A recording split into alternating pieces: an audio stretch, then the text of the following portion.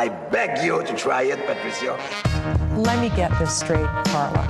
You disagree on the weapon, you disagree on the number of blows. Listen to me, Patricio. You were there once in your life. Hey, people. Trish Wood here. And we have a brilliant guest today. I'm going to start with that, and then we can unpack some of the really big events that happened this week, including the Prime Minister testing positive for COVID yet again, and other people too. It's really interesting, but we'll get to that in a second. So our brilliant guest today is Jennifer Say. She was a very, very high-level executive at Levis, but left without a $1 million settlement that she would have gotten if she'd signed an NDA that would have muzzled her. So she walked away, and she was in line for the big, big job there, the CEO job, and she turned it all down. Why? Well, she wrote a brilliant piece about her reasoning in the Substack for Barry Weiss. Barry Weiss's Substack, explaining her decision. And what happened was she lived in San Francisco, and she was very, very anti the school closures for obvious reasons, as any parent with kids in public school who was thinking would be. So she was fighting the good fight in the media, on social media as well, based entirely on data and evidence, which did not support the closing of the schools. But at the San Francisco schools were closed for quite a long time too. So a lot of harm was done to those kids. What happened was there was a big corporate spasm about her advocacy for the public school children of San Francisco. And the usual things happened to people who spoke out against the COVID narrative. You know, she was called, we were called, there's many of us were called, Trump supporters and, anti-vaxxers and even all kinds of stuff. So that was all said about her by people within the company. They came for her pretty hard. It was a really, really difficult time. And she, at the end of the day, decided it was kind of a you're fired, I quit situation. She left and she wouldn't take a settlement from them so she could continue speaking out. We love people like that on this show. And she's also a great, great interview guest. I love talking to her. She's terribly, terribly smart. So stick around for that. You're going to love it. Oh, also, just in her little resume here, she also was, I think she was a producer for the award-winning documentary Athlete A about the gymnastics coach Larry Nassar, who also happened to be a pedophile and preyed on his young athletes for many, many years. So, and that won an Emmy. So she's a really accomplished woman and someone who has a lot of really important things to say. She witnessed, as we all did, this period of time in history that made no sense, where we sacrificed our children. And here in Ontario, the school closures and the lockdowns mimicked very much what happened in San Francisco. It was really, really severe here. A lot of damage was done. So she's one of us, and she understands very, very well what it was like to live through that time and come out the other side a different person. She's also apparently friends with Ann Bauer, one of my favorite people who's been on the show. Love her more than once and will be on again. So I want you to meet her because she turned her back on a very lucrative career at a company she loved. She'd been there for 20 years in order to be able to keep speaking out about the damage to children of school closures everywhere. And boy, was she right. What we're seeing in the research now is very, very scary. She moved to Colorado, so maybe I want to go there too. Okay, so what happened this week in the world of COVID?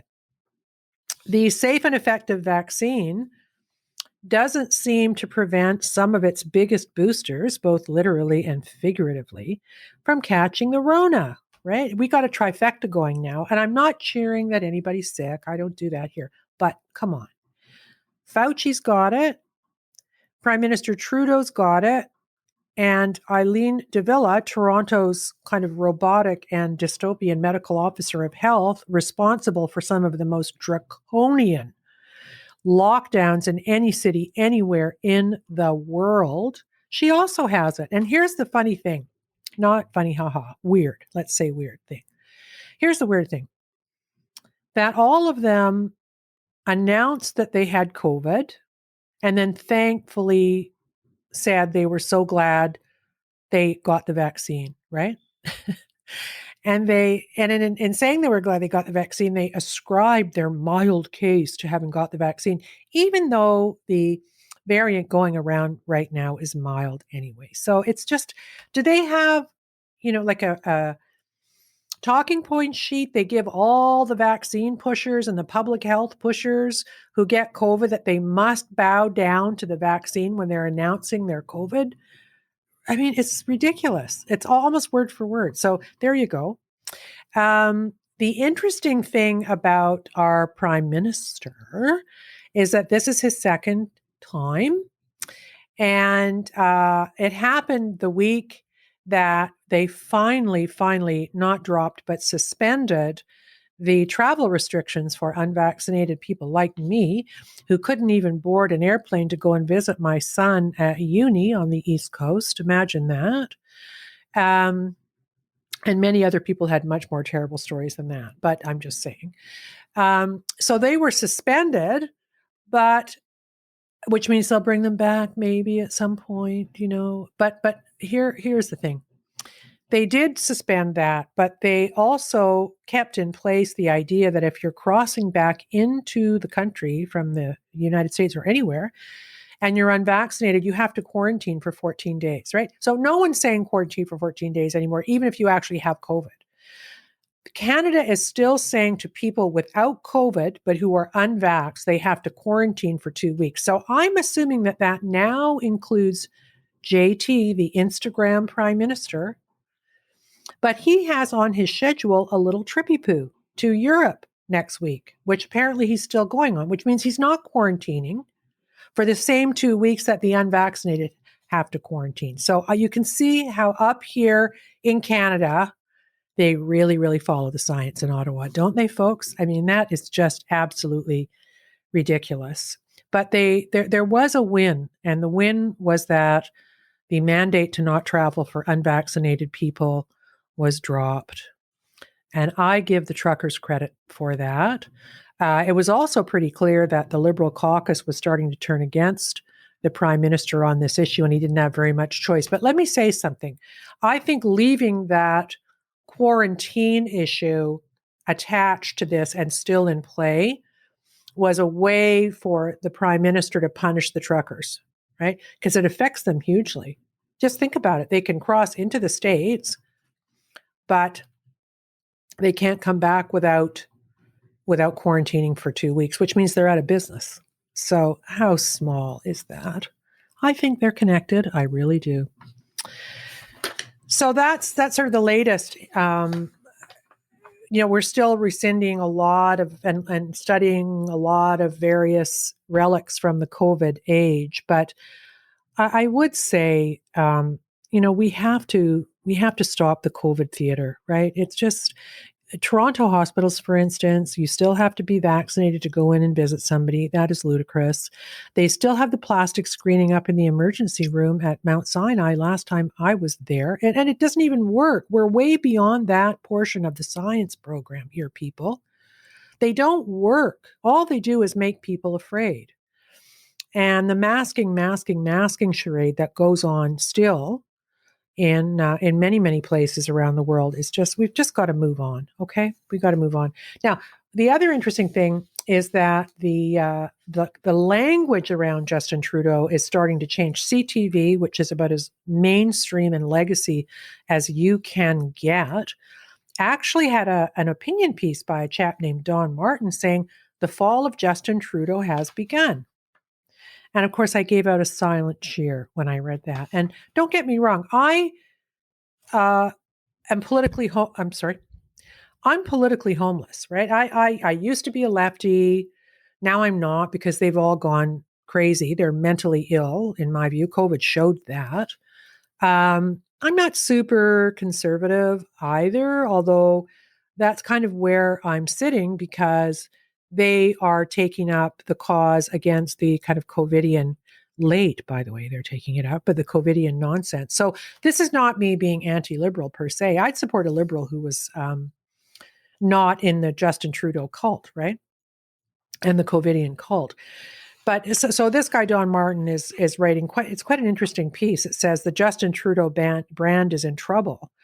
The 2015 Fresh Prince of Politics, with the celebrity hair and rock star aura, is heading into a 2022 summer of inflation-driven Canadian discontent as a faded force of personality in need of an exit strategy. And of course, he's hanging on in part because Jagmeet Singh, the leader of the New Democrats, is helping him do that. I think Jagmeet Singh is going to ruin his political career if he keeps on going with this. He cannot do it. JT is on the way out, folks, and Jagmeet is going to maybe find himself on the way out too if he doesn't reverse. This is interesting. So the Wall Street Journal also had a big complaint to make about JT when he weighed in on the gun issue by passing legislation here. I'm agnostic on guns, by the way. I don't really understand it all that well, but passing legislation here is a big old virtue signal to his lefty progressive friends in Washington. But here's what the Wall Street Journal said about that. Apparently, Canadian politics is too boring or parochial or something, the editorial observed. If he wants to influence U.S. politics, we recommend he emigrate and run for Congress. So, yeah. And then there was this brilliant Bill Maher clip I saw where Bill Maher really goes after them for the hate speech against anti-vax Canadians. It was totally brilliant. So he's not, I think some progressive magazines maybe dig him because he's got good hair or whatever, but you know, he's losing face, as they say, and it can't happen fast enough for me. His COVID policy, his attitude toward the unvaccinated has done this country long-lasting and traumatic damage that we should no longer countenance. I'm a one-issue voter, and so that's what I think. So I guess this is where we'll do our pitch for the week. Please consider supporting us on Patreon and PayPal or Substack now. The Substack is called, guess what? Trish Wood is Critical, where we're just getting going, but you can support us there. We're moving slowly over from Patreon, and I'm going to make a formal announcement about that in a few weeks. You'll understand better why we're doing it. I want to say this to you, because many of you have been with us since the beginning. There's a lot of indie media out there asking for your support. I mean, my goodness, there's so many good people writing at Substack. Chris Bray is one. I discuss him with our guest today. He's brilliant. You must find and follow him. And of course, everybody who is either writing or doing podcasts in the indie space needs funding. So if you're like me, you get a lot of requests for funding now. Sometimes multiple times a day in your email box. So this is what I would say about that. There are a ton of talented people out there who deserve your support, and you should support them if you can afford it, because we are doing the work that the mainstream media should be doing and isn't without the high salary, in some cases without any salary at all. I've been at this now for over 2 years. We're coming up on 500,000 downloads, which is great. But, this is a labor of love. And asking for your support is not so that I can, get Joe Rogan level rich. It's so we can keep on going here and invest more in the show, which I do, because I want to do more content. And we're getting there. I had a bit of a bump because of COVID and then long COVID, but I'm getting better. I'm sure you can tell. So, the other thing I want to say about indie media, and I don't want you to take this the wrong way, but I'm just going to say it. A lot of the people in this space, not a lot, a few of the people in this space get clicks, build up listeners, and monetize by putting up unvetted, hysterical, or inflammatory takes on COVID-19. There's many of them. We had one recently. I won't say who it was because I don't bear him any ill will. But there was a show that went out by somebody who's pretty high profile suggesting that COVID is caused by the power elites poisoning the water system around the world with snake venom. That's all I'm going to say, right? It got millions of views. Yeah. So I just want to say we don't do that here. Every guest who appears on the show has been researched and vetted in a big, big way. I get requests from many of you to put certain people on because they've seen them on another show and then they don't show up here. If they don't show up here, one of the reasons might be that they didn't pass muster, right? There's a lot of grifters out there right now. And I guess what's upsetting is that for 2 years, many of us during the early days of COVID, who were the first ones to kind of figure out that something was hinky, were slaving away without any support. And then these latecomers to the party, many of them are kind of talking the talk, but they're not getting the data right. They're not understanding the story correctly, and they're throwing up anybody who has something bad to say about COVID-19 policy. And a lot of it, some of it is nonsense. So that's what you get from us. We research, we think, we interrogate. If someone sends me a study, I have a brilliant guy at one of the medical journals, I won't say which one, who reviews stuff for me so I can make hide nor hair of it, So that's what we do. We take the journalism part of this really, really seriously. And I want you to understand why I do that, because we can't be wrong. We can't give them an excuse to say, oh, that's misinformation or disinformation, or she's just an anti-vaxxer or something. No. We don't ever give them ammunition for that.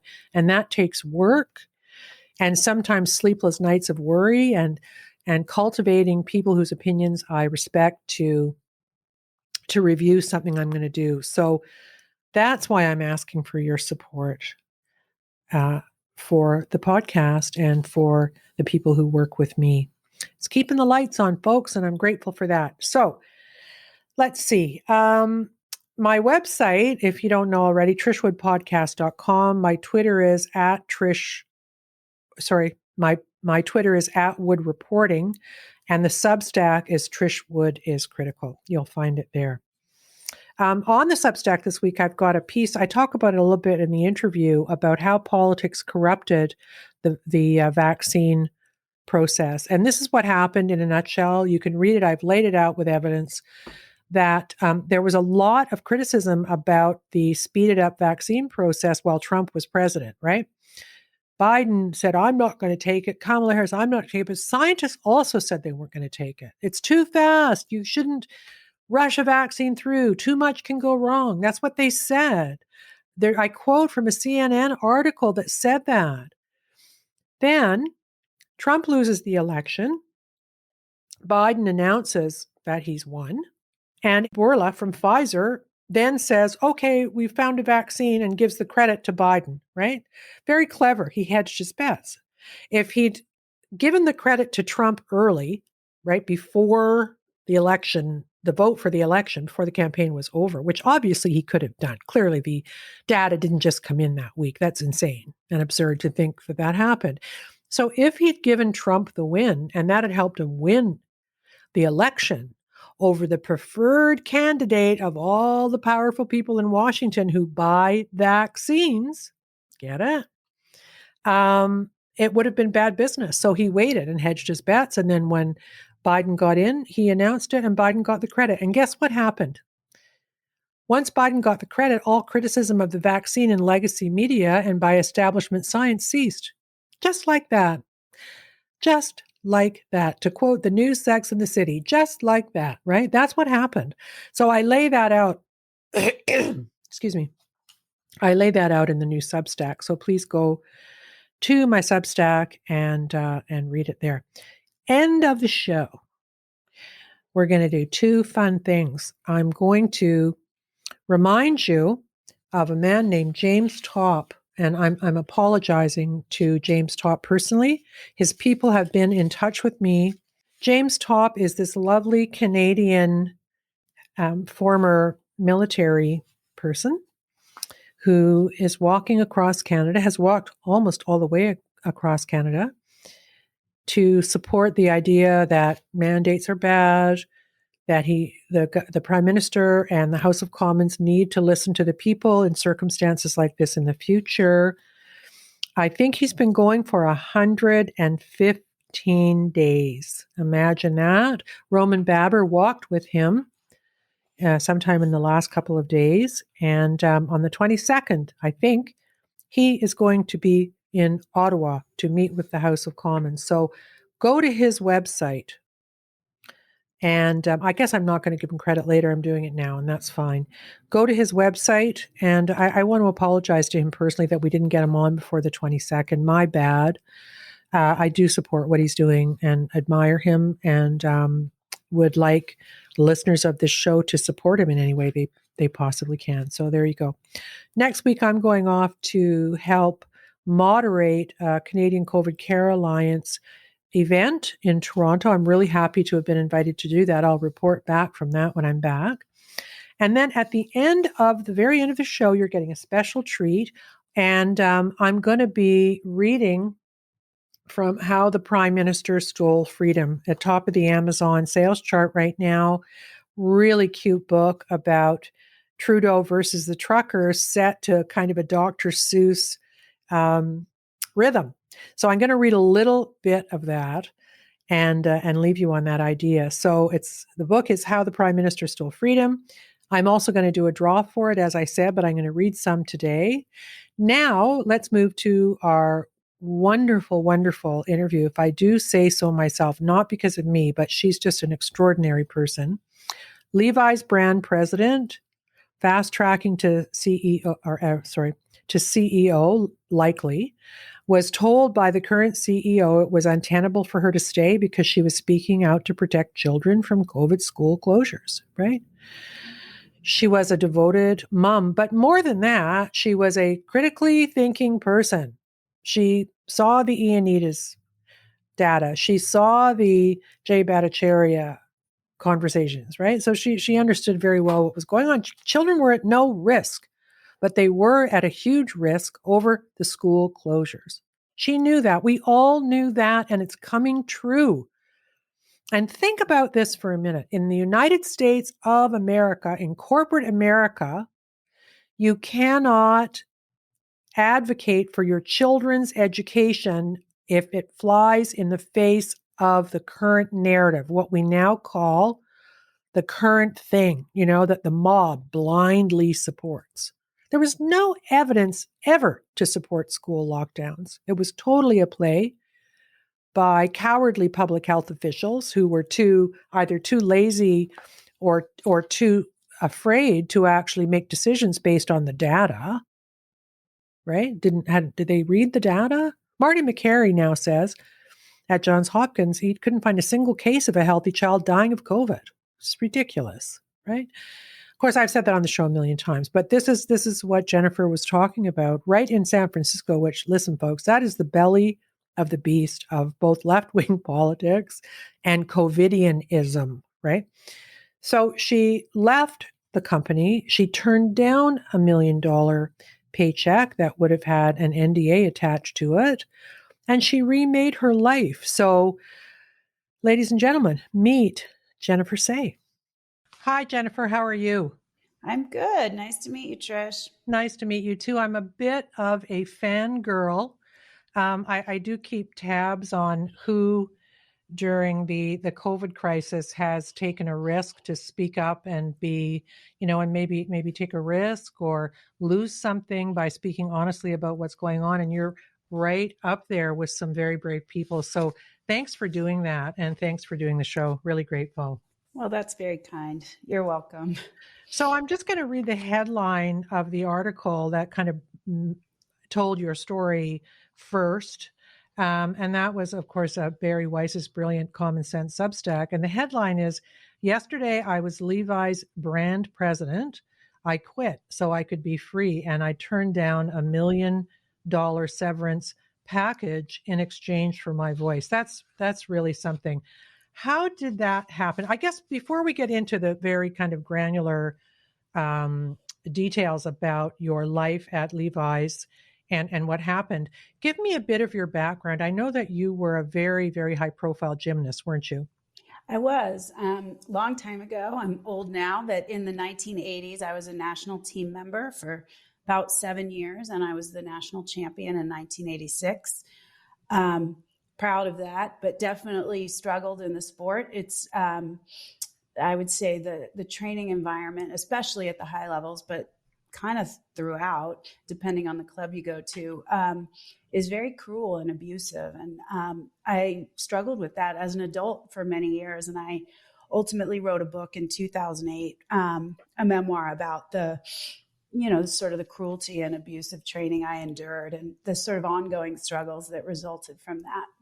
I'd like to just, before we get into the Levi's stuff, explore that with you a little bit, because it has personal interest for me. Sounds insane, and I'll deny I ever said it. But when I was growing up in Alberta, Canada, my parents forced me to take baton lessons, right? The most useless thing in the whole world. I mean, imagine. But and of course, me being competitive, I was quite good at it, even though I hated it. And we used to get schlepped from these competitions. It was a little bit like the little what do they call them, contests, the kind of John Benet Ramsey contests, right, for young beauties. And we wore little sequin tops and little white booties and stuff. But the outfits were very suggestive on young girls. And I remember there was this cadre of men with cameras who used to follow these shows from small town to small town, these competitions. And, in old age, or later age, I guess I should say, I really began to wonder who those men were. They served no purpose. Nobody knew even who they were, right? So those kinds of weird things were happening, and people just looked the other way, didn't they? That is very creepy, that story. Yeah. I mean, I think what happens is you get so immersed in this world, and it's this like strange little closed off world. And if there were any sunlight kind of let in, anyone on the outside would go, whoa, that's really not right. That's creepy. But utterly deranged behaviors become normalized. And, the sport has now been exposed through the case of Larry Nassar in some ways, who was the USA Gymnastics team doctor for close to 30 years and a serial pedophile, I think most prolific, if that's the right word, pedophile, certainly in US sports, over 500 victims. And I think that the fact that he was able to do that for so long, he had to be supported by others who were willing to look the other way, which gets at what you're talking about. There were a lot of people that knew over the course of those 30 years, but protected him.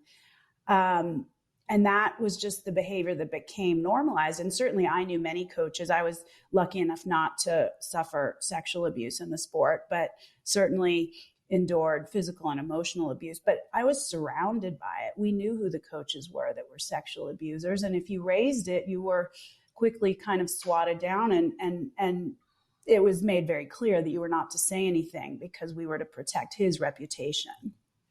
It's very interesting because I do wonder now, when I look at gymnastics, has been a bit ruined for me in a sense by knowing too much about it now. Yeah. But I always, as a mom, looked at those girls and thought, man, they are underweight. The same little ballerinas too, where the dance master runs his knuckle down their spine to make sure they're skinny enough to rehearse that day. What was it about us, do you think, as a culture, that we were able to sacrifice those girls so readily for some kind of competitiveness or beauty? Have you thought about that? Oh my gosh. Yeah, I've thought about it a ton. I think first of all, and I won't speak for Canadian culture, but I think American culture, we love a winner, and winning takes precedence over everything. And some of the conversations I've had with my parents in the decades, following my career, and they feel terrible about, what in their minds they allowed to happen. But their assumption was because I was winning, I was happy, that was the sort of end all be all goal. And I was winning, from the age of about 14 to 17, which sounds like a short period of time, but long period in the career of a young gymnast. And despite the fact that I became increasingly withdrawn, I had very serious injuries that I was training on. I clearly had an eating disorder. Yeah. And I was just, utterly, I was depressed and anxious and kind of just spiraling. But the assumption was, I was very stoic about it. I'll add that. So I'm sure it was hard to tell, but the assumption was, well, you were winning and, you wanted it so bad and you trained so hard. We just assumed you had to be happy. And this is what was required. So I think it's this sort of prioritization of winning over everything else that must make one happy, It's also a bit of a folie à deux, right? Where the parents think it must be okay because she's not complaining, and you're not complaining because your parents have countenanced it, right? So, yeah, it's a really kind of screwed up cycle. And I wasn't complaining. First of all, for part of it, I lived away from my parents, so they weren't even really seeing it. I moved away from home and lived with a coach when I was 14. Ultimately, my mother ended up coming and living with me in Allentown, Pennsylvania, which was about an hour and a half from or 2 hours from where we actually lived. But I didn't share, I'd put so much of my life into it. That sounds crazy at 15 or 16, but I'd been doing it since I was 6, and I was training 5 hours a day or so from the time I was about 8 or 9 onwards. And I had put so much into it. I was afraid to tell them anything because I was afraid they'd pull me out. So I had this sort of love-hate relationship, and mostly I loved it. I want to be clear. And then it all just kind of went south after I won the USA Championships. And, my body was really falling apart. I'd been training on a broken ankle for over a year, and the eating disorder, there was this idea that you could not go through puberty, that you had to sort of stay small and young. And that wears on you over time, not to mention the berating and the bullying and all of that. You can sort of endure it for a time, but ultimately a child will fray in that sort of environment. And, my parents are really lovely people. They weren't the kind of typical stage parents you might imagine, but they did sacrifice a lot. And so I think, when I finally did tell them I was done, for my mother, she just couldn't bear it. It was like, you have to keep going, because she had sacrificed so much of her own life. And, it's one thing I think about as a parent a lot, which perhaps makes me a selfish parent, but I think everybody in the family matters. And I don't think it's good for the child or the parent, for the entire family and the parental unit to sacrifice so much for a child to succeed. I think it sends the wrong signal. It's too much pressure on the kid. And so it all got very kind of messed up and distorted. And it's we spent many years rebuilding, my parents and I think they feel very guilty. We're 30 years out from this, but they still carry quite a bit of guilt for it. Because of course, what you want to convey to your children is you love them no matter what. You want them to be happy. You don't want them to suffer. Although I will say, in the world of today, where you have everybody gets a medal and parents, helicopter parents sheltering children from every harm, I think that's an extreme in the other direction as well. You do want your kids to learn resilience. Now, my situation went way too far. I don't think you need to create resilience by having a child train on a severely broken ankle for 2 years. But there's got to be something in the middle. But I think, in our family, I try very hard to maintain a sense of myself and, keep my own goals, but then also support my kids and what they want to do. And it's a balance. So I just want to clarify something. You were the national champion. Does that mean that by quitting when you did, you forwent a chance on the Olympic team? Well, so, you qualify for the Olympic team in the Olympic year. I was ranked number 2 in 1985. I'm going in between Olympic years. I was number 1 in 1986. And that's when I really started to struggle, but I still ended up in the top 10. I think I was 7th in 1987, which would have still qualified me. So I had a year to go. I delayed my college. I, had gotten into to college, but deferred for a year so I could keep training, but ultimately walked away a few months before the Olympic trials. So I would have had to qualify, but I was certainly ranked in the sort of the, that level. I wouldn't have made it. I had completely unraveled. Yeah. Let me ask you this. This may be a weird question, but when you said you had an eating disorder, which I totally understand in those fields is a big thing. Did you read Dancing on My Grave by Gelsey Kirkland? I did. Yeah. Yeah. She ate cotton balls. I remember that part. Yeah. And it really was kind of a precursor to your book, sort of blowing the lid off the cruelty in this extreme way of being creative, or being, in your case, of being in a sport. But just so people understand the sacrifice, you were an extreme athlete in many ways. 5 hours a day is a lot of training. Oh, and it what went did you way eat? higher than that. Yeah. What did you eat? Yeah, while you were training, what did you eat? Yeah, and to be clear, the 5 hours when I was like 8 or 9. It got to, in the summers as an elite gymnast, I trained 10 hours a day, and during the school year, I left school early and was training about 7 hours a day.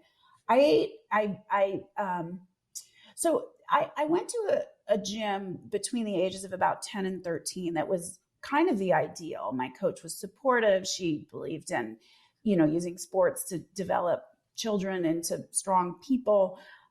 That's where I first made a national team, but I wanted to rank higher. And so I left and I went to one of the quote unquote best national clubs. And that's where the weight stuff got weird. And they weighed us twice a day. Oh. They announced our weight on the loudspeaker.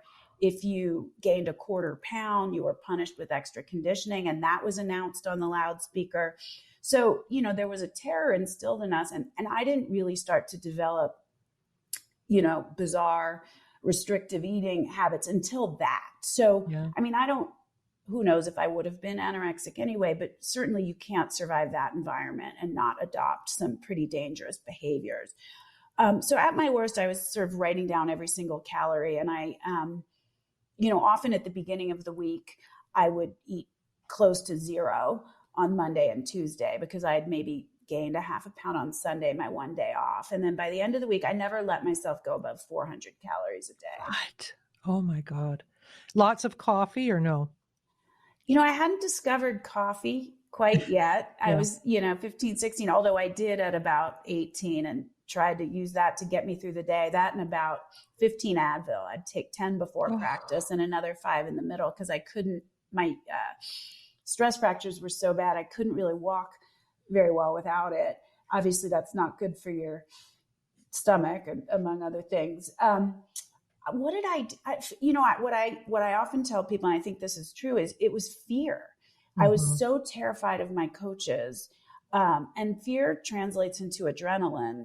It feels like it does. And so it was the fear that got me through and kind of enabled me to get through the practice. I was terrified of them, and I was terrified of the sport. I think that's the other thing people don't often realize about gymnastics, because when you watch these young women on television, it looks so effortless, but the danger is there every day. And we all knew girls and young women who had devastatingly serious injuries. I knew one who died, who was on the national team around the same time as I was, from a broken neck at a competition in Japan. From a fall? Did she fall? She fell on vault during the competition in Japan. She was hospitalized there. She was paralyzed from the neck down, and then terrible accident in the hospital. And she did end up passing away from that. But there were others, Elena Mukina, who was this sort of amazing Russian gymnast in 79 and 80. And she ended up being paralyzed, died many years later. But the danger, if you have a bad day, it's not like you have a slow time on the track. Right? You can fall on your head and you can break your neck and you can break your back. And that was not terribly uncommon. Now, some kids seemed unaware of this danger. They just didn't seem to. I felt it all the time. I was always terrified. And that wears on you too over time. And I was known as sort of a fearful gymnast. And my coaches said, this will get in the way of her success when I was very young, and I learned to overcome it, but it was always there. And I always felt the fear was sensible. Yeah. But some didn't, or they seemed not to have it. So, it was the fear of the sport, fear of my coaches. You know, if I had a bad competition, if I fell on an event, I was terrified to come off that event, not because of disappointment in myself, but because of how they would berate me. That was so, it was just always there, you know, the shaming and the berating and the bullying.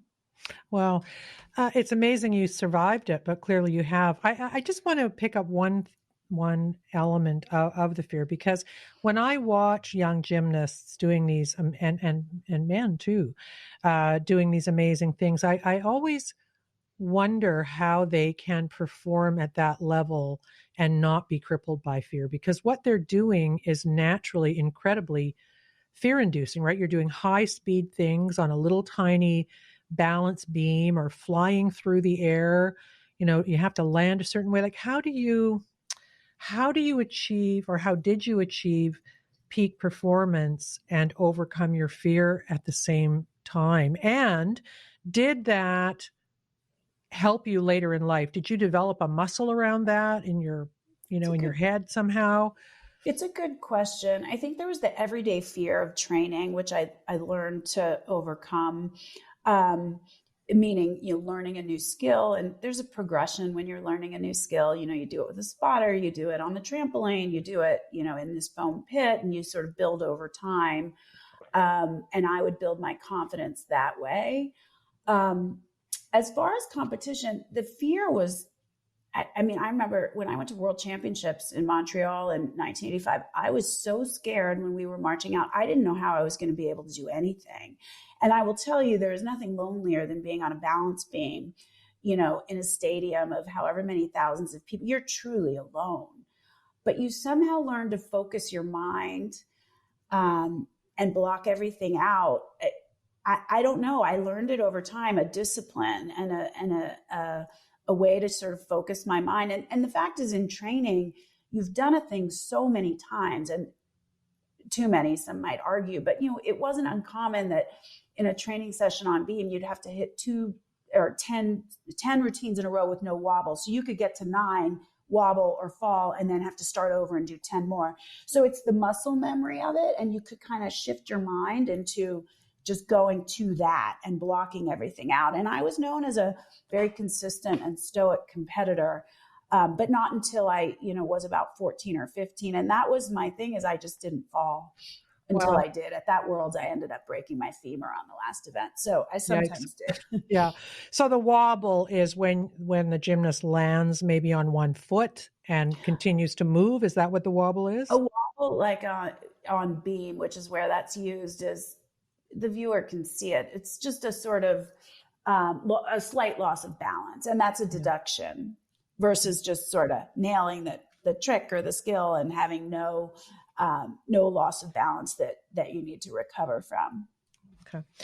Okay. So then the last part of that question was, you went through obviously this really intense experience as a very young person, and you had the courage to write a book about it and expose it. And I'm wondering if what you had to conquer then has made you more able to cope with the story about you that we're going to talk about now, which was leaving a job you loved because you felt you needed to protect children who were being harmed by COVID school closures. Did you carry something out of that brought you through this? Well, I do think so. I think that's insightful. I don't think I knew it at the time as I was going through, the battle that I was having with Levi's, with my boss and my peers. But, certainly I wish somebody had taken mine and my teammates' well-being into account. I wish there was a sensible adult in the room who would have said, no, this is not okay. This is not how you treat a person. This is not how you treat a child. But I will say, it wasn't a direct line from that to saying, I'm going to stand up for children, because you have to realize the obedience that is drilled into you in the sport that I did for my entire childhood is difficult to overcome. Yes. There was no quality or value sort of more highly regarded than silence and obedience and just acquiescence to any demand, however absurd. And so I kind of took that with me into the world as an adult, even though I continued to, to suffer the repercussions of it. It took me a very long time to figure out that was not necessarily the best way to kind of go about my life, but it had served me well. So, it's hard to kind of release yourself from that. And I entered college with that mindset. I'll just keep my head down, do my work. I entered the workforce with that mindset. I'll keep my head down and do my work. I won't ask for anything. I won't demand anything. I won't ask questions. I won't talk unless spoken to. That was really what had been drilled into me. But ultimately, I didn't write the book until I was about 40. And I just, over the course of 2 decades, just continued to struggle. Despite my success, I was already a vice president at Levi's with, just self-esteem challenges. I had managed to kind of willfully recover from the eating disorder because I just got to the point where I found it quite tiresome, honestly. But I struggled in many ways, and I allowed people to treat me in ways that I did not deserve. And I thought that was my fault because, again, my coaches drilled that into me. I wouldn't have to yell at you if you weren't fat. What did you eat? Oh, a child brutal. Twist that in their mind. It's of course. My therapist explained it to me, and it was like a light bulb. If a parent abuses a child, they say, I wouldn't have to hit you if you weren't bad. Yeah. And so that child believes they're bad. And I very much carried that into the world with me. But writing the book allowed me to sort of better understand some of that. And I will say the thing that I think has helped me endure in the last 2 years was the experience of writing the book, because the backlash was swift and fairly brutal. The world was not ready. The gymnastics world and the broader youth sports movement was not ready to have this exposed. And so I was, this whole thing with COVID is my second dragging on the internet. That was my first. And I was, in a sense, less equipped to handle it because I didn't understand social media. This is 2008. I wasn't prepared. I did not know. And I've said to folks, it was sort of an open secret that this was what the sport was like. I didn't really get that it was supposed to stay a secret. And so I was lucky that I wrote it alone in my room and thought no one's ever going to publish this, because it allowed me to be really, really honest about the experience, and even things that were shameful to me, like bad behaviors on my part. And I thought all of that was important to reveal. But the opprobrium, I will say, was swift and fairly brutal, and I endured that. But it was really tough because it was my community, it was my teammates, it was gymnastics fans. There were threats from the head of USA Gymnastics, who has since been pushed out because he was complicit in the Nasser affair. But by 2016, the Nasser story broke, and suddenly everybody said, oh, you were right. Right. And they also pretended they always agreed, which was a lie. But of course. They forgot. Well, this is like all the yes. all the enlightened, people like Jay Bhattacharya and all of these, Jeffrey Tucker and all the smart skeptics who had a better way and said this is going to be a disaster, and were pilloried and deplatformed and smeared, and everything. Oh yeah, I always thought that, right? That's the way it goes when we're the first one to notice something. It's never good, right? Yeah, that's right. But absolutely, and it gave me, though, I will say this, as I started this journey, kind of not understanding where it would go and speaking up for kids in schools during COVID, I had this sort of belief, because of what had happened to me in the sport and speaking out about it, that one person, one voice it's naive, perhaps optimistic, I don't know, but that one voice can make a difference if you're strong enough to endure being the one going first. Yeah.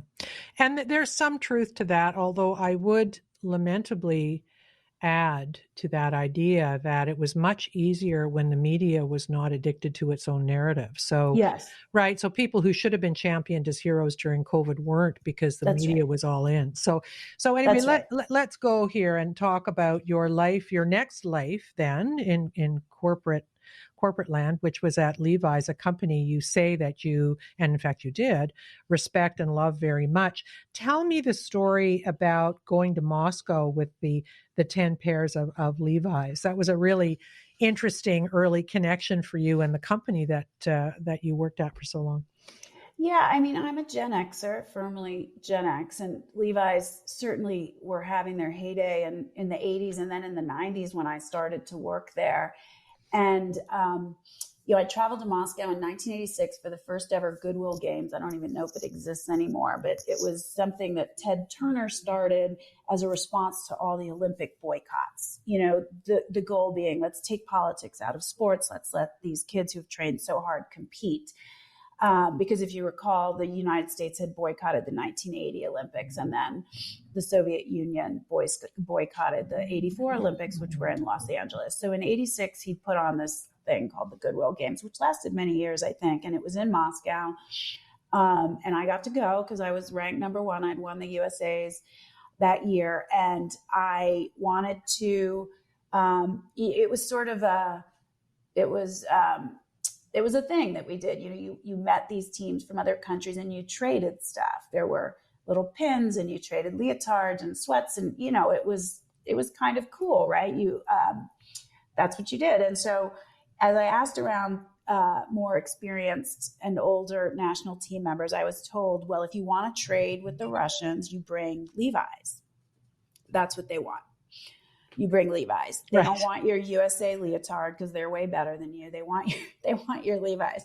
So I went to the Cherry Hill Mall and I got a bunch of Levi's, little tiny ones, because everybody's very tiny, 501s, which was sort of the predominant style of the time. And I brought them with me and was able to trade them for leotards and pins with the Russian athletes. Proudly, right? Very, very proudly. And, I didn't think much of it at the time. I didn't sort of understand the storied past of Levi's, but I think for so many around the world, Levi's did, and I can say still does, because I now know so much about the Levi's fans around the world, having worked there close to 23 years. Levi's is the symbol of, it sounds sort of heady, but like rugged individualism and the democratic ideal. Everyone wears Levi's, cowboys and hip hop artists and everyone in between, minivan moms and skater kids and everybody. And so it is this sort of remarkable thing that represents kind of inclusion and individuality, because that's the other thing, is everybody wears their Levi's their own way. There's not this sort of dictated one look for Levi's. But really the story of Levi's is one of rugged individualism. And so it represented that, whether or not people around the world knew the actual story, it did represent that, and still does in many corners of the world, I have to say. So you ended up there in a more junior role, and then you ended up with a very, very high, you were the president of brand or something? That's correct. Yeah. I started at entry level. I had had a couple jobs before, but I took a step down to go work there because I loved the brand, and at that point had been wearing it for many, many years. I think I started there when I was 29 and in an entry level marketing position. I kept my head down and stayed quiet and worked really hard and moved up the ladder, and eventually learned I needed to probably advocate for myself a little more if I wanted to continue to move up the ladder. And I should say, this was never the career I wanted, much like what you talk about with your baton twirling.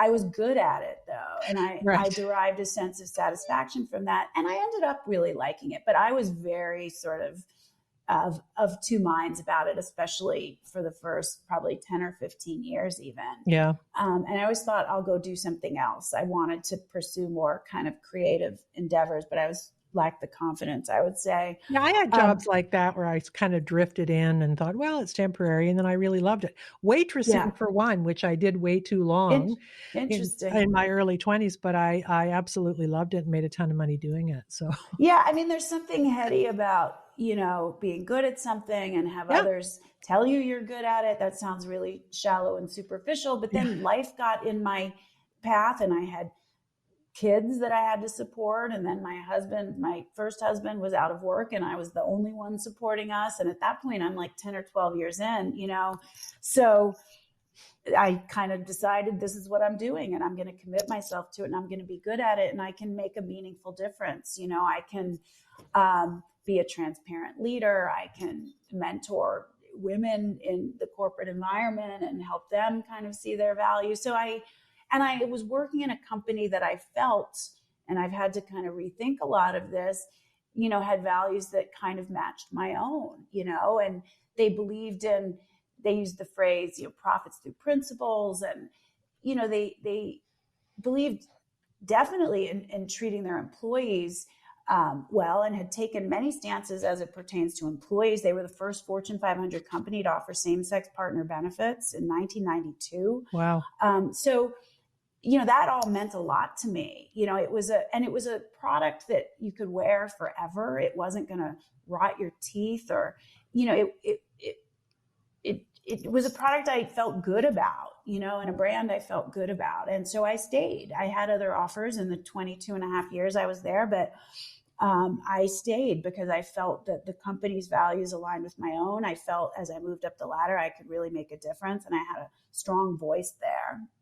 So you ended up as the president of the brand of Levi's, and were doing really well. I'm assuming making pretty decent coin, and working, more importantly, working in a company in which you shared the values of the company.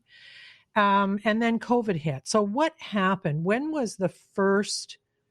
I don't know whether I should go with your response to COVID first. Yeah, let's go with your response to COVID. So COVID hits and they start closing schools. You were in San Francisco. Yeah. What was your response to the school closures? Let's follow that thread, and then we'll go back to the company. Yeah. Well, at the time, I was actually the chief marketing officer. And I had been for 8 years. And I actually, amidst all of this controversy, got promoted to brand president in the middle, but that's neither here nor there. I questioned closures from the very beginning, from before March 13th, which is when, lockdowns in San Francisco were announced. Yeah. I had been following the story closely out of Italy. It was very clear from the beginning in Italy that there was significant age stratification. I think the median age of death was 81 there. And because I was looking at the data, I started seeking out voices like some of the ones that you mentioned. I just went down a rabbit hole, and I discovered John Ioannidis from Stanford. I discovered Jay. I discovered Martin Kulldorff. And I just read, Martin's piece that is still on his LinkedIn, published in April of 2020, laid out the significant age stratification, that people over 65 are at 3,000 times more risk. I think I might be citing the numbers slightly incorrectly than children. He made that very clear, and he could not get that published anywhere. That's why it's on his LinkedIn, which was alarming to me from the very beginning, because the media, as you say, they were manufacturing consensus. They were vilifying anyone, any voice that dared to challenge the narrative. And these are obviously highly respected doctors and researchers. I think John Ioannidis is the most published researcher in the world. And his area of expertise is he researches research and how poor most research is. That's his conclusion. But Jay is at Stanford, Martin was at Harvard. Sunetra Gupta at Oxford, John Ioannidis, Stanford, and suddenly they were banished and called total quacks. These people that clearly were not quacks. And so I just became obsessed, both me and my husband, with reading the actual data, the studies, seeking out these other voices, these heterodox voices. And I became increasingly alarmed and frustrated about the harms being done to children, and about the silencing of any sort of debate within the scientific community.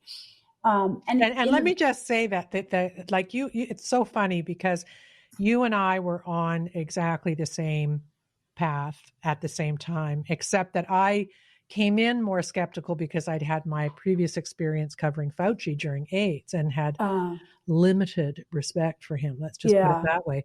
So I just want to ask you a question about that though.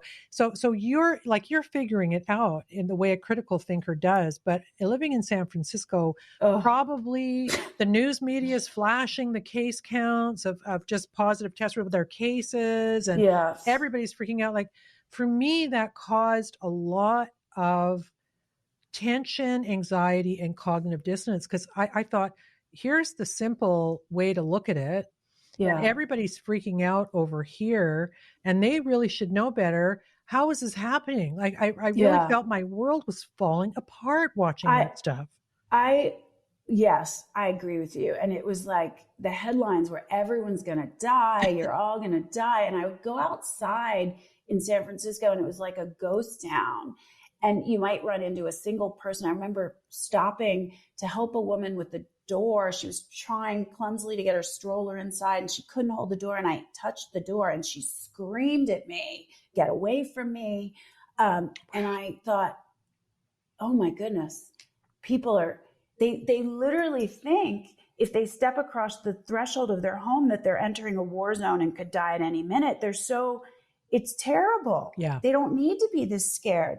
This is madness. And yes, it created a ton of anxiety in me. And meanwhile, I'm trying to work, and our business is in free fall because, 80% of our stores are closed around the world. So we have these emergency meetings every morning at 8 a.m.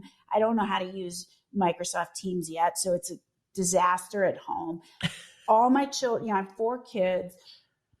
One was in college, but came home, and a high schooler, and we would all sit at the dining room table, them doing Zoom school and me doing Zoom work, talking over each other. I mean, it was so stressful. And my husband, who stays home with our younger children, was ranting all the time and just enraged. And I'm like, you have to stop. I agree with you, but you have to stop. I'm barely keeping it together. I agree with you on everything, but you can't. And the thing actually that your husband is probably, well, you and my husband, let's put it that way, probably had a similar experience in those days, because I spent the first year, maybe I still do, ranting about how could this happen, and look at this study, and how could they get it so wrong. So I totally get your husband's, melting down, because, if, like me, you have an overdeveloped sense of right and wrong, which I admit that I do, it's seeing the injustice of it it's almost unbearable, right? Yeah. I mean, I shared his view, but I was like, I got to work. I need you to just and I need you to take the kids out. They're 5 and 3. Their preschool was closed. The playgrounds were closed. That was actually what I started ranting on, the playgrounds, because that just seemed, it seemed completely insane to me. I mean, there was yellow caution tape around the playgrounds. Swings were chained. The basketball hoops had, they either took them down or put wood over top of them. And so my son, who was 15 or 16 at the time, who loved to go shoot hoops, could not. He was relegated to his bedroom. It was, I couldn't wrap my head around it. And so that was actually before schools, the thing I started ranting about first. And I'll admit I started on Facebook, but that became too heated too quickly because it's family and friends. Although I mean, I was not well versed in the world of Twitter. I had been on Twitter in the past, but not a lot. I had no followers, like maybe 1,000. But then I moved to Twitter because I was like, I don't want to fight with my friends and family.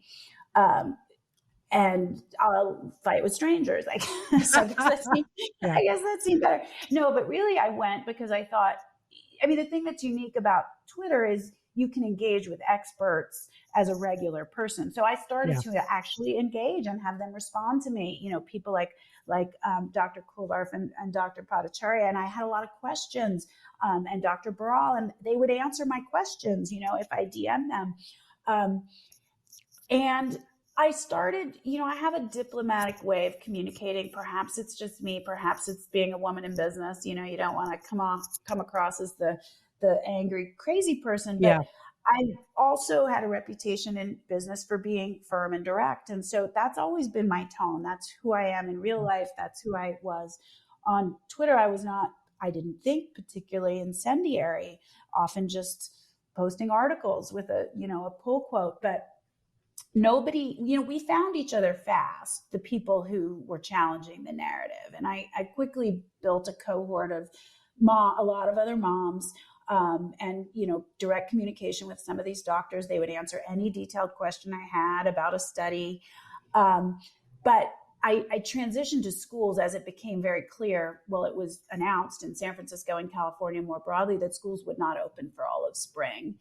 And when I looked at, I went back and found the CDC's pre-pandemic playbook, and it said that schools should never close more than 4 weeks. And we were already well beyond that. And it seemed clear to me that they were not going to open in the fall either. So I became increasingly agitated. My children are and were in public school in San Francisco. And this is when I just couldn't take it anymore. All the private schools open, the private and Catholic schools open in the fall. All my peers' kids went to private. So they were all sending their kids to private school while telling me I needed to keep my mouth shut about public schools. And talk about a sense of right and wrong, like all the bullshit part, about equity and equality. Like there was nothing. I couldn't stop thinking about how unequal this was, that the rich white children in San Francisco were going to school, and all of the lower income children in San Francisco and broadly across the country that are disproportionately Black and brown and disadvantaged. Those are the ones in the public schools. I'm not claiming my children are disadvantaged, but they go to public school. They were shuttered. They were kept out of school. And it just, as you know, became increasingly politicized, and the media narrative was wrong all the time. And so I just didn't stop, despite being told that I needed to stop. And I developed a little bit of a following. And then I started to lead rallies in San Francisco, and I was on the local news, and I wrote op-eds. And so, I wasn't just rage tweeting all the time. I was actually, I was attending all the school board meetings, which were virtual, which were enraging. If you have heard anything about the San Francisco school board meetings, the school board that got recalled. So I was doing everything in my power to get the schools open, and was failing miserably. And so it's very interesting because you were acting as a citizen and a parent. You weren't. I have a news clip of you where you're interviewed briefly, and nobody identifies you as a Levi's executive at all. So when did nobody knew? So when did things start to go south between you and the company? Early, and what was the what was the catalyst? What happened? Well, I was tweeting and not getting really any response. I think I found my first open schools tweet on Twitter recently. It was from like April 1st of 2020, because I had, abandoned Facebook at this point, and I think it got 1 like. So, and it's funny because it's someone who I would consider a good friend now. We found each other there. And, I kept sort of posting and asking questions of doctors that would get answered. And no one, I thought, well, this is a little controversial, but no one said anything to me, so I guess it's fine. I sort of convinced myself. And then I got a call, I think probably not until late May, from our head of corporate communication, who said, your Twitter, you might think about that. And I said, I thought about it. I'm good. Her point being, you're an officer of the company. When you speak for the company. And I think at that point, I might have had my title in my bio, because I often had posted about Levi's. I said, I took it out. I'm just a mom. I'm a mom of 4 kids, public school students. I've been a children's advocate through my work in sports. It's an extension of that. And I asked, are you telling me I have to stop? And the conversation was definitely, I can't tell you that, but please think about it.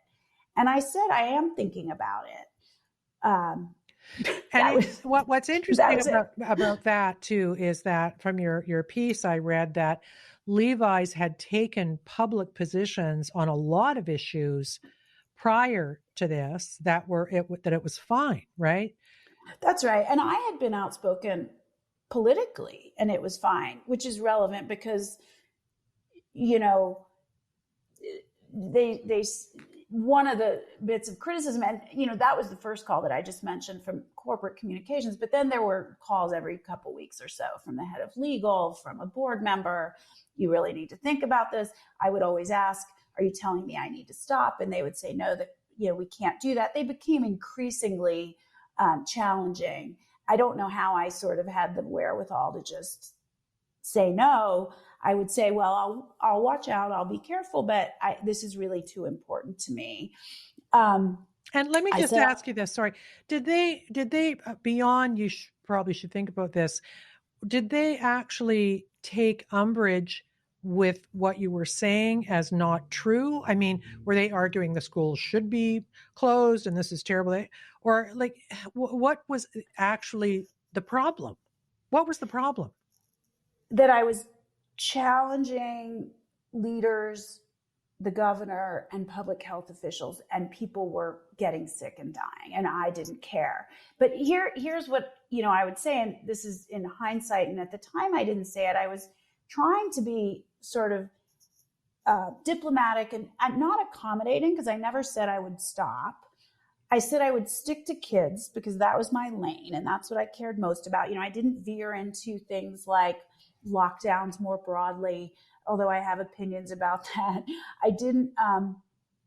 I never really, while working there, veered into kind of vaccine territory. Although, well, we can get to that later, but I did sort of make a commitment that I would stick to kids. Now, they couldn't tell me I was wrong on the merits when they all sent their kids back to school.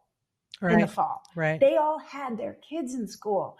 And so, since then, in the sort of, I guess, little, conflict I guess I now have with them, they would say they never told me I couldn't talk about schools, but that I could, they were challenging me not to challenge public health leaders. Well, those two things you can't do that. The public health leaders were the ones keeping the schools closed and the playgrounds closed. The playgrounds were closed in San Francisco for 9 months.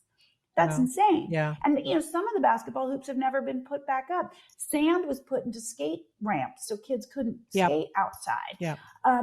Same here. Hockey rinks here where they put sand on. They arrested kids for playing ice hockey in Canada. Imagine that. All the same. Yeah. Yeah. I mean, there were these really onerous restrictions. I mean, you remember every day they were more Byzantine. Okay, now you're allowed outside, but only with members of your household. You can't be with, and then it was, okay, you could be with one other member of a household. And people were like calling the police on each other. I mean, I was out with my family, 6 of us, 4 children. The 2 older kids are mixed race. The 2 younger ones are white. And someone called the police on us that we were mixing households. Like these people thought they were doing a service. They felt very righteous. It's gross. It is gross. It's awful. It's awful. It's awful. So, they didn't technically challenge me on the content or the merits. It was just really related to my position in the company and saying controversial things, and that it was political. And at one point somebody said I was acting like a Trumper. Yes. I read that. Yeah. Which I don't even really know. He said in July of 2020 that schools needed to open. And so, that meant anyone on the left, which was me, was going to oppose that, but I didn't. So that made me a right-wing conspiracy theorist, racist. Yeah. Probably QAnon too. Oh, right? I was that. Yeah. I was QAnon. I was anti-trans, which I don't even know how that fits in. It doesn't even make any sense. Yeah. So it became more, in the beginning, the conversations were very civil and they became more intense as time wore on. And then employees really started to complain about me a lot as well. Yeah. That's very much like Barry Weiss's experience, isn't it? Where she was really Yeah. hounded out of the New York Times. Where I'm interested culturally in how that happened, because obviously you were well liked by people. So who turned on you? And did you have any personal encounters with those people, or was it all kind of, because everybody was in lockdown, was it all done kind of digitally, or? Well, that's the thing, right? Everything was virtual, everything was digital. So it's a lot easier to cast aspersions, call people horrible names. Not only was it digital and virtual, it was often anonymous. You know, I'll give you an example. We would do these town halls, these virtual town halls. You know, when we were in person, they would be every 6 weeks or so, and the CEO would talk about, you know, business occurrences and take questions directly from members of the audience. Well, we went to every 2 weeks because we wanted to create some sense of community, because we weren't all together. And you could ask questions anonymously in the chat. And by about, I would say, early 2021, anonymously, people were they weren't questions, they were just insults directed at me. Wow. You know, that Jen is right wing, white supremacist, conspiracy theorist. I'm embarrassed that she is our leader. At this point, I am the brand president. You know, she's on the news. She went on Fox. That was really the nail in my coffin. Yeah. And it's embarrassing that she leads this company. Now, I sometimes would reach out to that person. They were anonymous, but I could sort of DM them behind the scenes to say, I would love to sit down with you. I would love to explain my perspective, just so we can have an honest conversation about it. I would never get a response. Yeah. So nobody was interested in a real conversation, just like they're not in the world more broadly. They just wanted to moralize and call me terrible names. And you're right. I was a very well-liked leader. You know, my own boss used to call me the word he used was culture carrier. Like, you're the embodiment of the values of this company. But it was a bridge too far. And I would say San Francisco is a bubble in a bubble, and loyalty to party above all else. And I veered from the Democratic or the left-wing progressive orthodoxy, and therefore that made me a right-wing lunatic. You know, this story really underpins a piece. I wrote a piece for Substack a couple of days ago about the vaccine. We won't get too much into the vaccine, but generally speaking about the vaccine, you know, I'm trying to sort it out. It's really hard to sort the vaccine stuff out, right? And if you do deep dives as I do, you just come out of it wanting to kind of, you know, chop your own head off. But what I discovered, what I stumbled on in that research, is that prior to Trump losing the election and Biden winning the election, there was a ton of criticism about a rushed vaccine being the stupidest idea in the history of medicine, right? That's learned, right. August, estimable scientists and doctors and the legacy media, right? CNN in particular, were talking about how people were going to die and why are we taking this risk, right? Here's what happened. Bourla wisely hedged his bets, right? And you'll remember that the vaccine was announced about 2 or 3 days after Joe Biden was kind of declared victory and had won, right? So any thinking person knows that Pfizer had that data of course a week or two before and held it back. And here's why I believe he did it. If he held it back and Trump won, it's still Trump's vaccine, no harm done, right, against Donald Trump, who, by the way, the presidents are the two biggest customers of the vaccine, right, that office. If he gave it to Trump and didn't give it to Biden and Biden won, Biden and Kamala Harris and all the lefties had been on TV and everywhere saying, I'm not touching a vaccine developed under Trump, right? So the minute that Bourla gave the win to Biden by waiting, all criticism of the vaccine stopped. I mean, it is the most shocking, in my view, after school closures, may be the most shocking event in all of medical history. It's so obvious what happened. And yet no one's talking about it. right? No No, one's trying. It's like unbelievable. It's yeah, unbelievable. I can't. Yeah, I mean, Kamala famously said, "I will not take a vaccine developed, Yeah. by Donald Trump." Yeah. They were all hemming and hawing that they'd never take it. And the way you put it, the timeline, yes, I'm aware of that. And but the idea that it was developed in the 3 days after his win was announced is so ludicrous on its face. But the ludicrousness just abounds, and that's why I couldn't really stop, because it seemed so obvious to me, and it was so obvious that playgrounds should have opened, right? It was so dumb.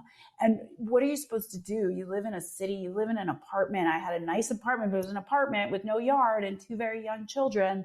And people that lived in the next block over, who lived in sort of one room apartments with multiple children, what are they doing? And they're leaving their kids home alone during the day because they're essential workers. Like, it didn't take a lot of imagination or empathy to understand that these policies were, one, probably making it worse because you're forcing people to stay home in closed quarters. Yeah. And two, creating other terrible, terrible impacts. It really didn't. I mean, I'm not the smartest person in the world. It didn't take a lot to imagine that. And so I just couldn't. It was making me, I don't want to say crazy, because I think I was the sane one. It was just making me so angry because the illogic and the lies and the harms being done. So, throughout it all, I didn't stop. And I didn't stop questioning every aspect of it. Exactly what you just described. I was incensed and outraged when, I'm sure you'll remember, there were a spate of articles with doctors saying they weren't going to treat the unvaccinated, which is absolutely a violation of the Hippocratic Oath. And I mean, they treat active shooters who kill a bunch of people and then turn the gun on themselves. They treat drunk drivers. They treat everybody. That's what they do. And I had been, this is when I veered a little outside of kids and schools and COVID, and I started posting a little bit about that.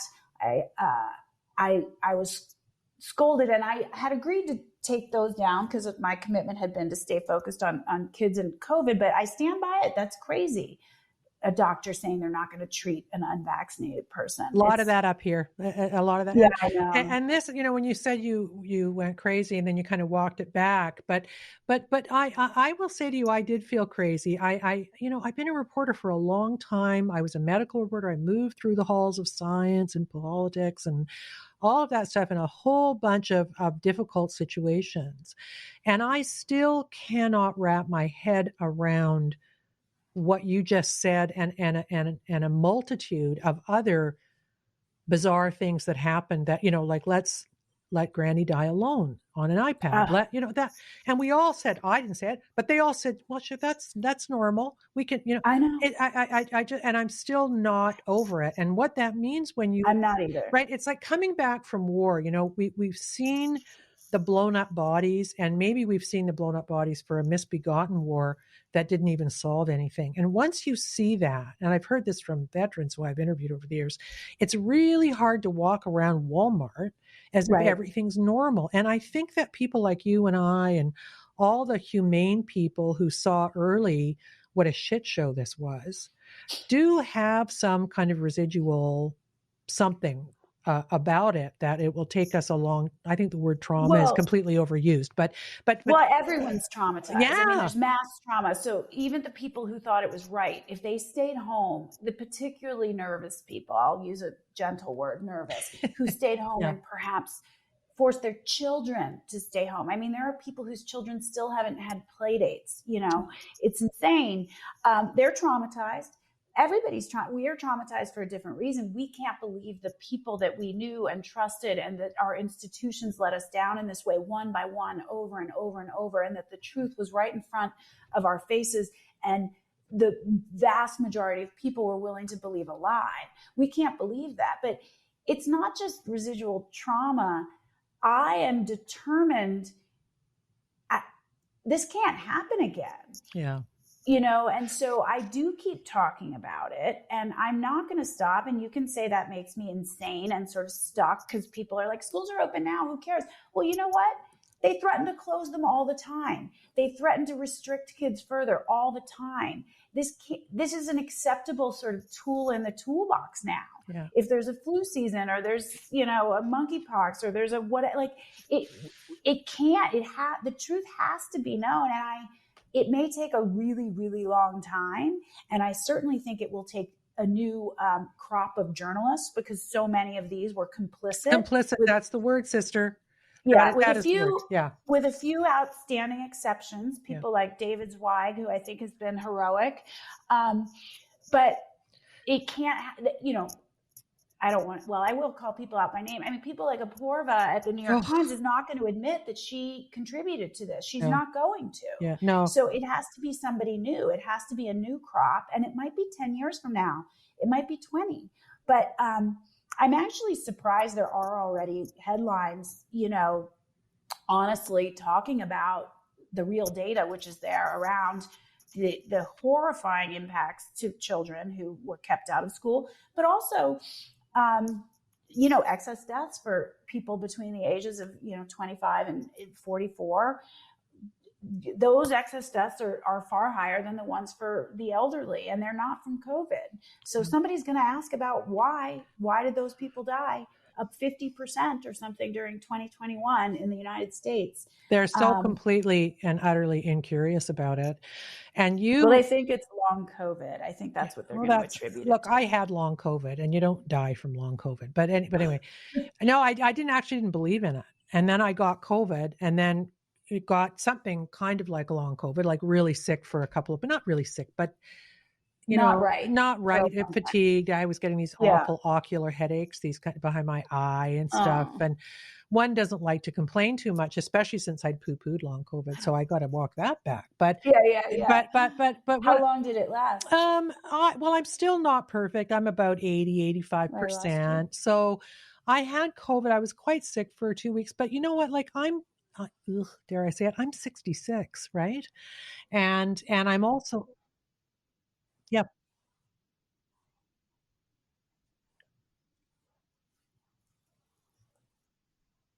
Yeah.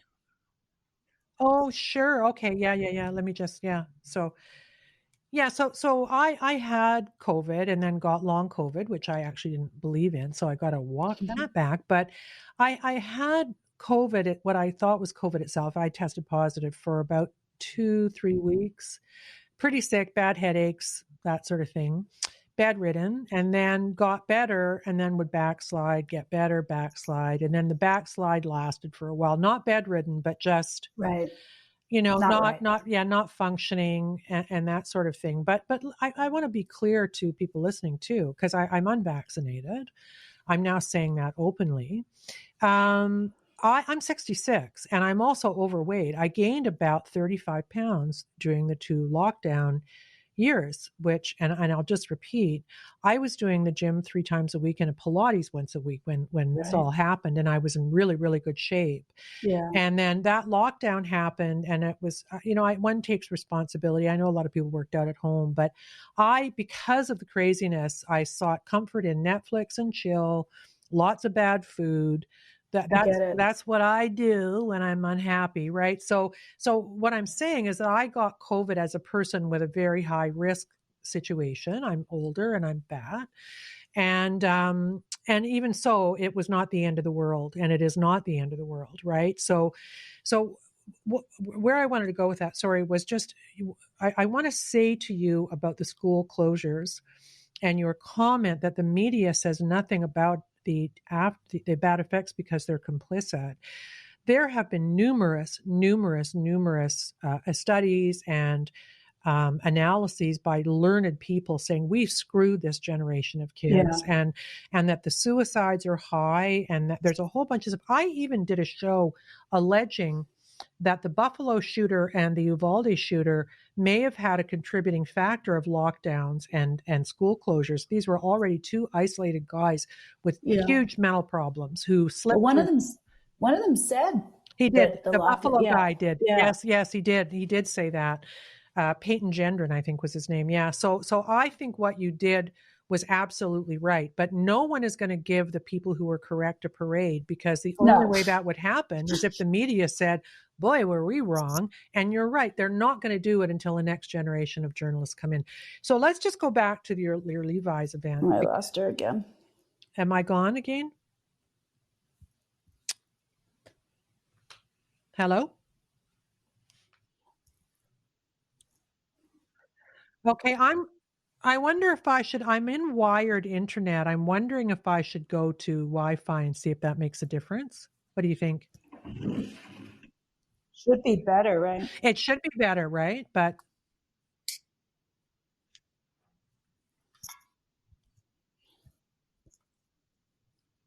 sure. Yeah. Yeah, no worries. So I had a new question anyway. So I wanted to, sorry, I wanted to get back, Jen, just to the Levi's thing. So you're in a whole bunch of stuff is going on, right? You're seeing the truth about COVID. You're experiencing cognitive dissonance because everybody else is not telling the truth. They're not seeing it. You're now in conflict with a company you love. People are seeing it. You're in two tribes now, really, of the people who are buying the kind of official narrative, and then those like you and myself who aren't. You were being put on the track for the top job there, right? You were going to be the CEO of Levi's, were you not? I was definitely in the running. I mean, even if people want to, dismiss me and that job that I had is one of the top 2 jobs that would lead to CEO. Right. So even if I was shit at it, which I wasn't, I was really good at it. That all you have to do is look at the structure to go, okay, she's an obvious person that could occupy the role. And I was a longstanding, beloved up until the last few years employee. I had broad, very varied experience. And by the way, like I said, I got promoted midway through. So I got promoted in October of 2020 amidst all of this.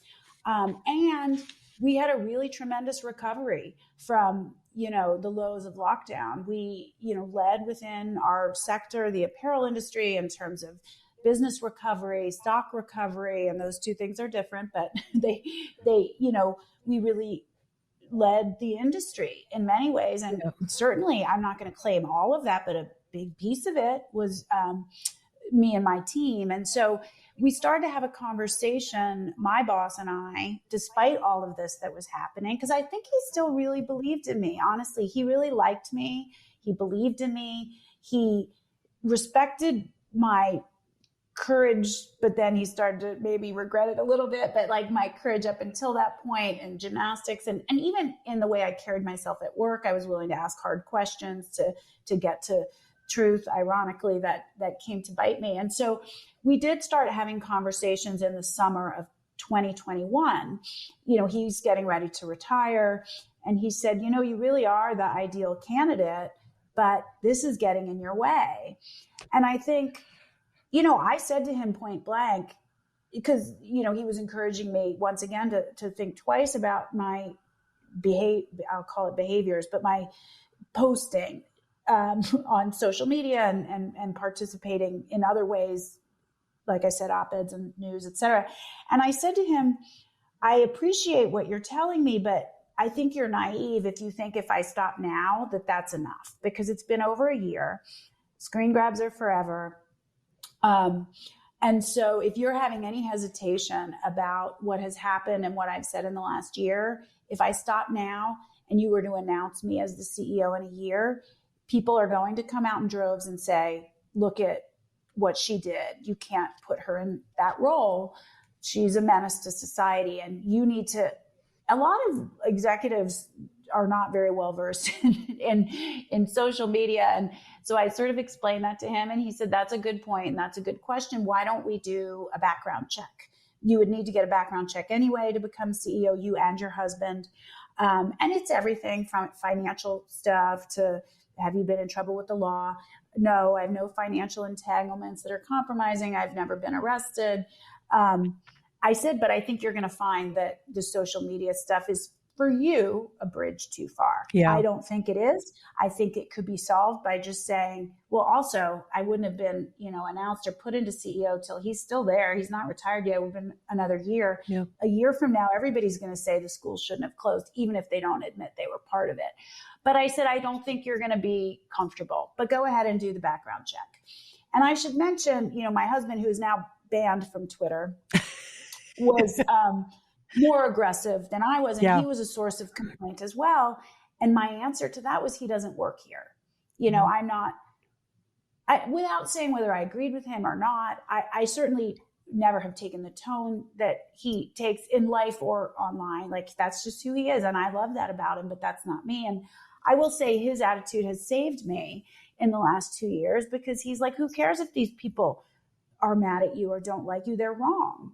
Like, why do you care? Isn't he good? That's good.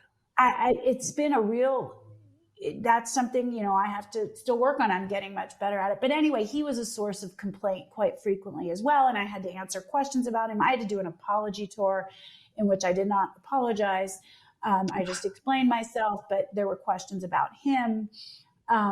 Anyway, they did the background check. It came back. And of course, the answer was exactly as I'd said. It's too much. You can't ever be CEO. And so you can't have your job that you have now, because this job is the way it works in corporate. There are certain jobs that are feeder roles. And so I was blocking, a potential CEO by being in that role. So it was determined that I would have to leave. And so he offered, and it sounds like you liked this chap a fair bit. Did you, the CEO? I really did. Yeah. I'm very disappointed. I think it's a failure of sort of courageous leadership. Yeah. Because in my mind, my husband sort of disagrees with me on this, but we disagree I agree on most things. I think a courageous leader could have said, look, like, just address it head on, stand up in front of the company and say, look, I know some of you disagree with Jen. That's okay. You get to have your views. She gets to have hers. We're inclusive. We believe in diversity of, not just racial diversity, which we talk about, not just gender diversity in leadership, but we believe in viewpoint diversity. Yeah. And she's a public school mom. I know some of you are upset by this, but we're not going to talk about it anymore. It's over. Good. I would have loved that. I would have loved that too. And if I ever am in a position of leadership again, I will start by saying that all are welcome here. You can't insult each other and call each other names. I mean, there's a line, but all views are welcome. And I think it would have been over. And as I said, this is going to unfold. You and I both know already people, the assessment is out there already in mainstream publications that this has had a horribly adverse impact. And it is a lost generation COVID. Yes. Yes. I mean, there are still tens of thousands of kids that have not returned to school and no one knows where they are. Yeah. I'm making, if you'll allow me a second, I'm making a documentary. So I made one that came out in 2020 about the gymnastics stuff called Athlete A. I produced it. I concepted it. I'm making one now about that was it was a big award-winning documentary too. You're being modest. Massive documentary. It did. Yes. It won an Emmy, which I'm very proud of, for Best Investigative Doc in 2020. So I'm making one now about the impact of school closures, and I've been interviewing kids and families. God bless you. God bless you.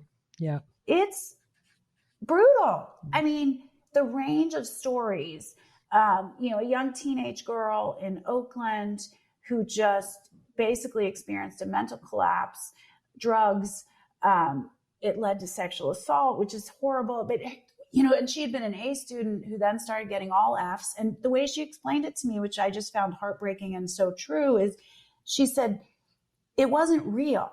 School wasn't real. My life wasn't real. Everything was online. Everything was virtual. So the Fs weren't real. The drugs weren't real. Like, nothing mattered. None of it was real. My life didn't matter. No one cared. It was just so heartbreaking. And I completely understand how she got there. None of it was real, which is why there's this corrosive effect of us communicating only online, because it's not real. Someone could say something to a person that they would never say to them in person, and that sort of prevents any kind of constructive dialogue. But I have also talked to parents of children who have committed suicide. And I have talked to parents of children with special needs who just did not get any of the services that they need and are required to get by law. I mean, it just goes on and on. And I've spoken to kids who really, really suffered and struggled for 18 months and then pulled themselves together because they have an amazing support system and are going to be okay, but are still struggling with the repercussions. So, the stories run the gamut, but let me ask you this. Have you got a major streamer? Will someone actually run this, do you think? Like Netflix or Amazon or somebody? Obviously you've got the profile you can get in the door, but would they? not yet. Not yet. But No. I will. I mean, I'm not at that point in time yet. Yeah. So, Yeah. our goal is to get to a trailer and then find one. But honestly, we and my directing partner, we want to retain the control of the story. Of course you do. Yes, so you do. I'm hesitant to get one too soon because I don't want the edges shaved off. This is it's not an overtly political film. I want to document what happened to children. I want a real, faithful accounting of what happened and where they are now so they can get the services they need to recover and so that this never happens again. If we pretend they're fine, they will not get the help that they need. And by the way, it will happen again. So but there is a political line in the sand here because the fact is the blue cities and states stayed closed. California was closed the longest of any other state and the red one's open. Yep. So I'm not going to not mention that. I mean, it's in the data. Well, you have to because that is a part of the problem. I mean, politics underpinned every bad decision.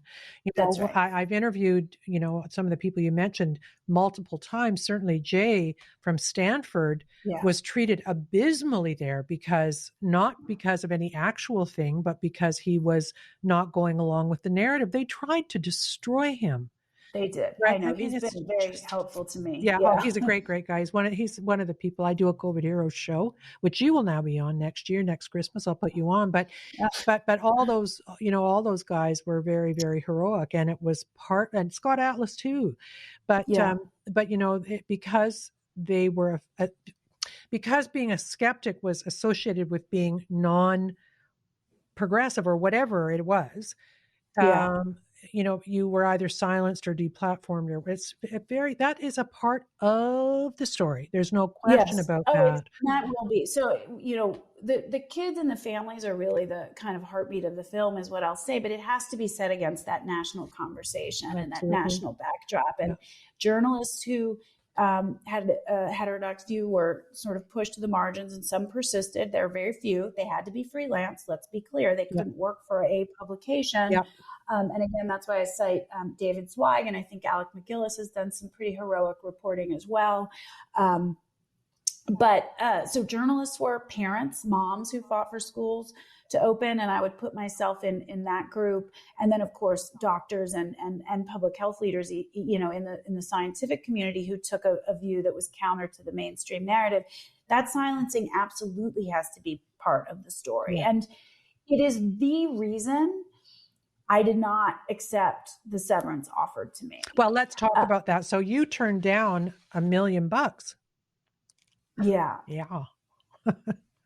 Sometimes I kick myself. No, I don't. No. I don't really. But it must have been hard. I mean, gosh, it's a lot of. I mean, I think somewhere over the course of the 2 years that this internal kind of battle waged on, at some point I knew this was one of the possible outcomes. I had hoped that it wouldn't be, certainly.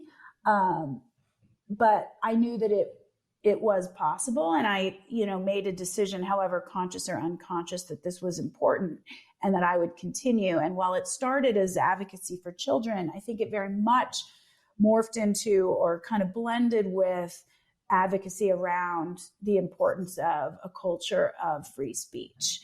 Because if people like Jay and Martin had been permitted to be part of the conversation, we might have gotten to a very different response and answer, but they weren't permitted.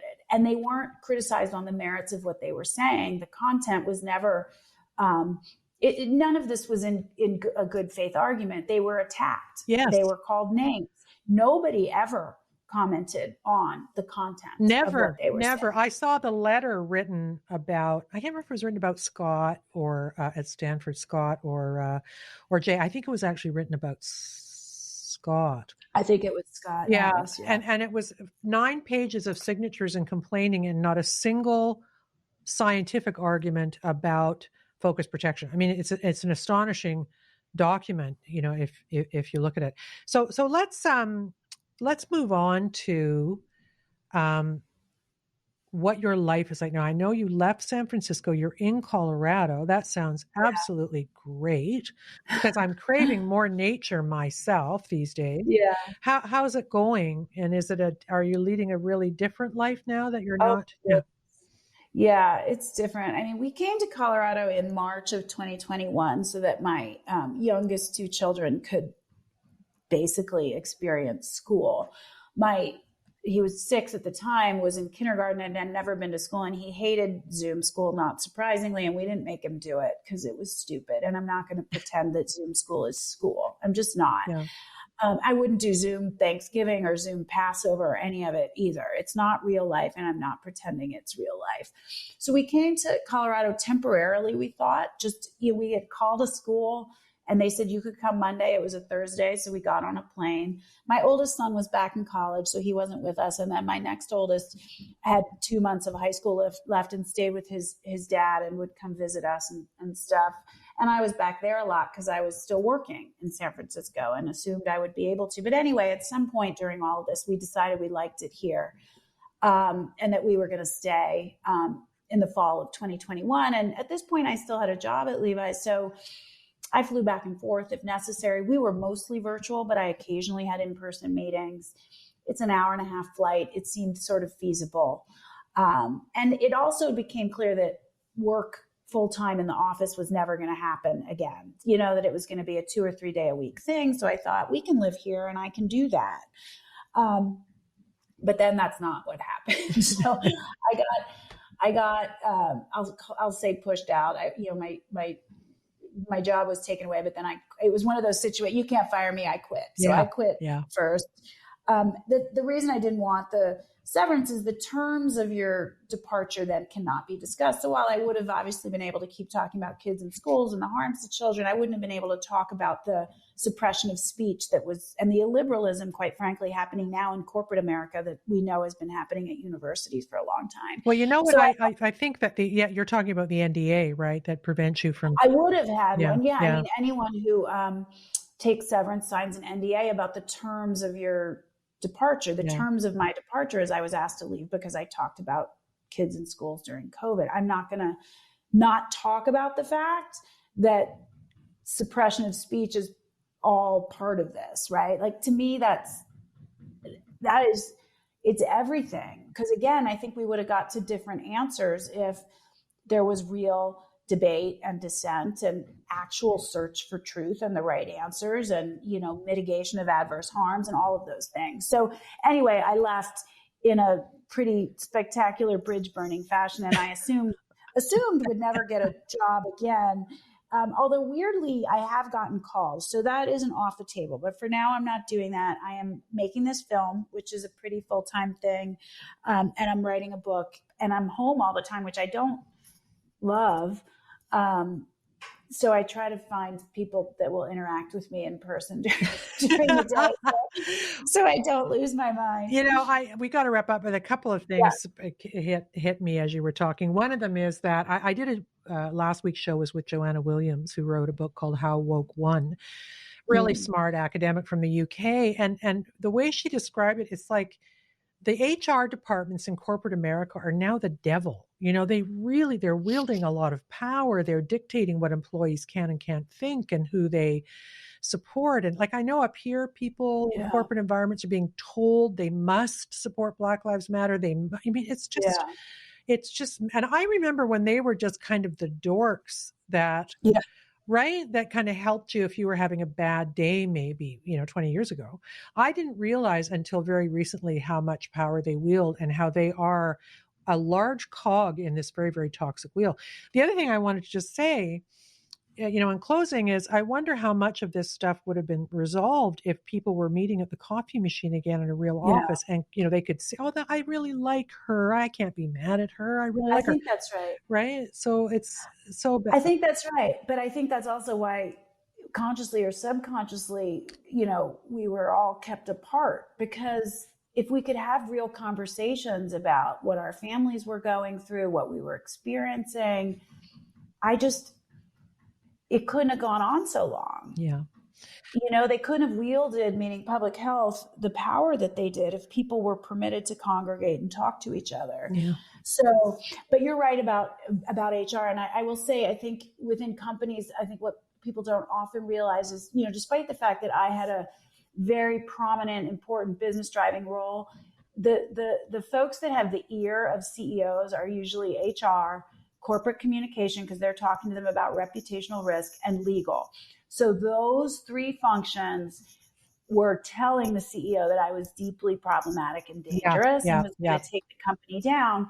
And again, he's the CEO. He could have had the courage to say, I don't see it. Our business is good. She has a point. Our kids are in school. Come on. But he didn't. And that is disappointing, because you're right. I did like him very much. Yeah. But none of those guys are doing it. I hate to say this, but because I was a lefty, I really, Me too. I was a Bernie person. I was Elizabeth Warren. Yeah.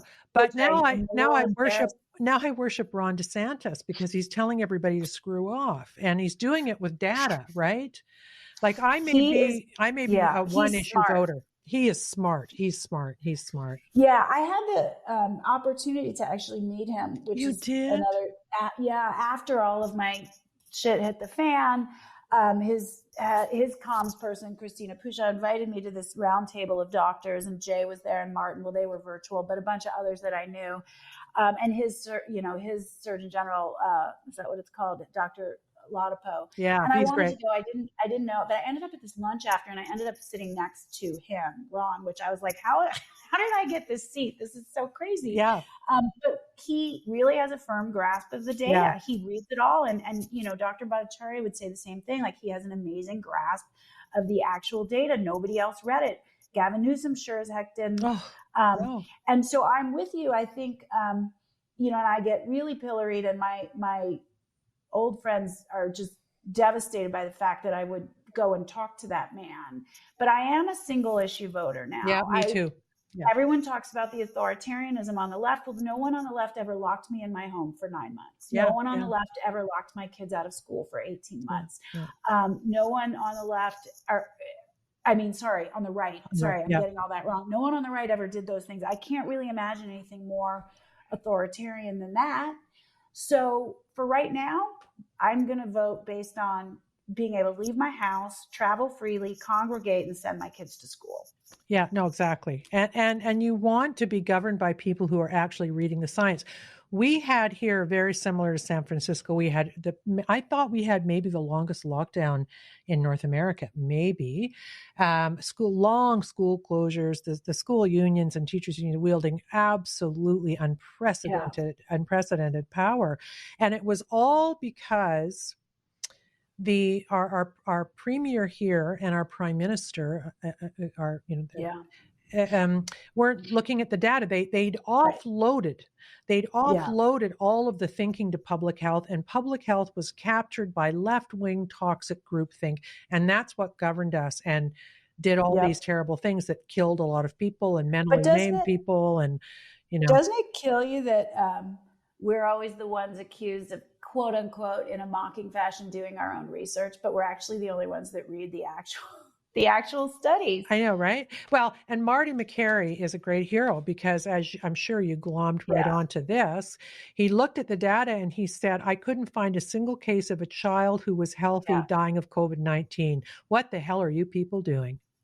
But then, of course, the criticism is, so you don't care if unhealthy children die. I mean, it's on and on. Well, or in the land of vaccines, I actually wrote about this in the same Substack. It's really interesting, because then they'll say, well, the child could bring COVID home. I know. He may not get sick, but to grandma. But then grandma's vaccinated. So if they prevent transmission, she should be good, even if the kid has COVID and she's been vaccinated, right? So then the argument becomes, it lessens disease, but kids don't have bad disease. So, right. So they can't. It's on and on. Yeah. It's on and on. And you know what? In response to the second or third point you made about, well, plus the vaccinated transmit, so that's not going to protect grandma anymore. But Right. we are a very unserious society if we will sacrifice a child's future to protect a very elderly and infirm person. And they don't want it. Grandma doesn't want to live if sacrificing her grandchildren is the cost. Right. She doesn't want and it.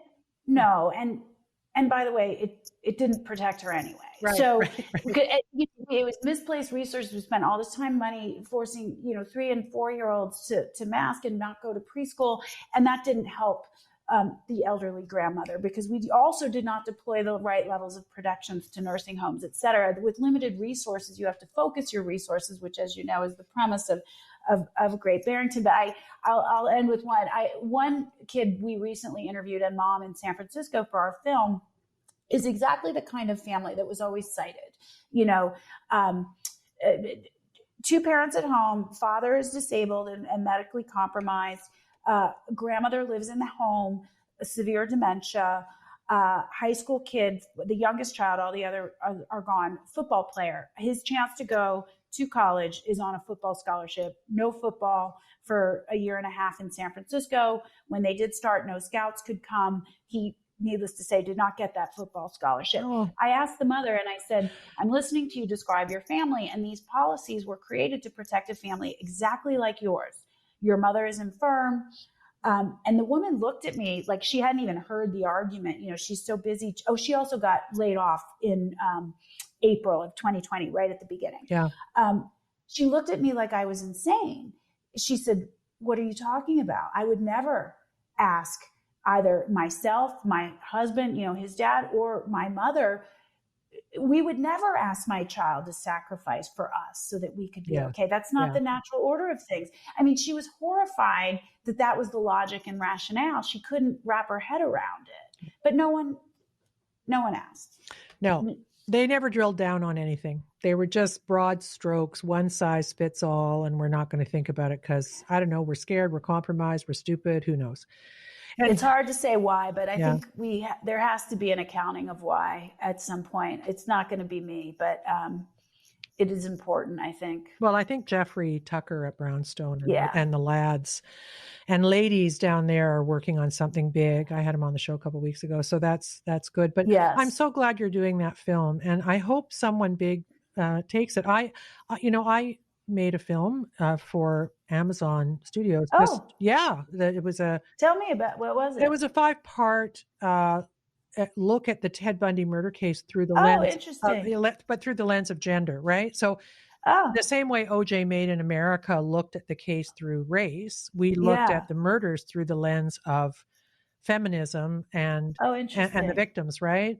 So I will check it out. Yeah, it got really good reviews and was right. But I know now, or I feel now anyway, that I would not be engaged by that studio again, or Netflix maybe, because of my podcast, right? They're like, am I going to be, and I've actually given up any idea of doing that kind of work again. It was all I did my whole life. I did it well.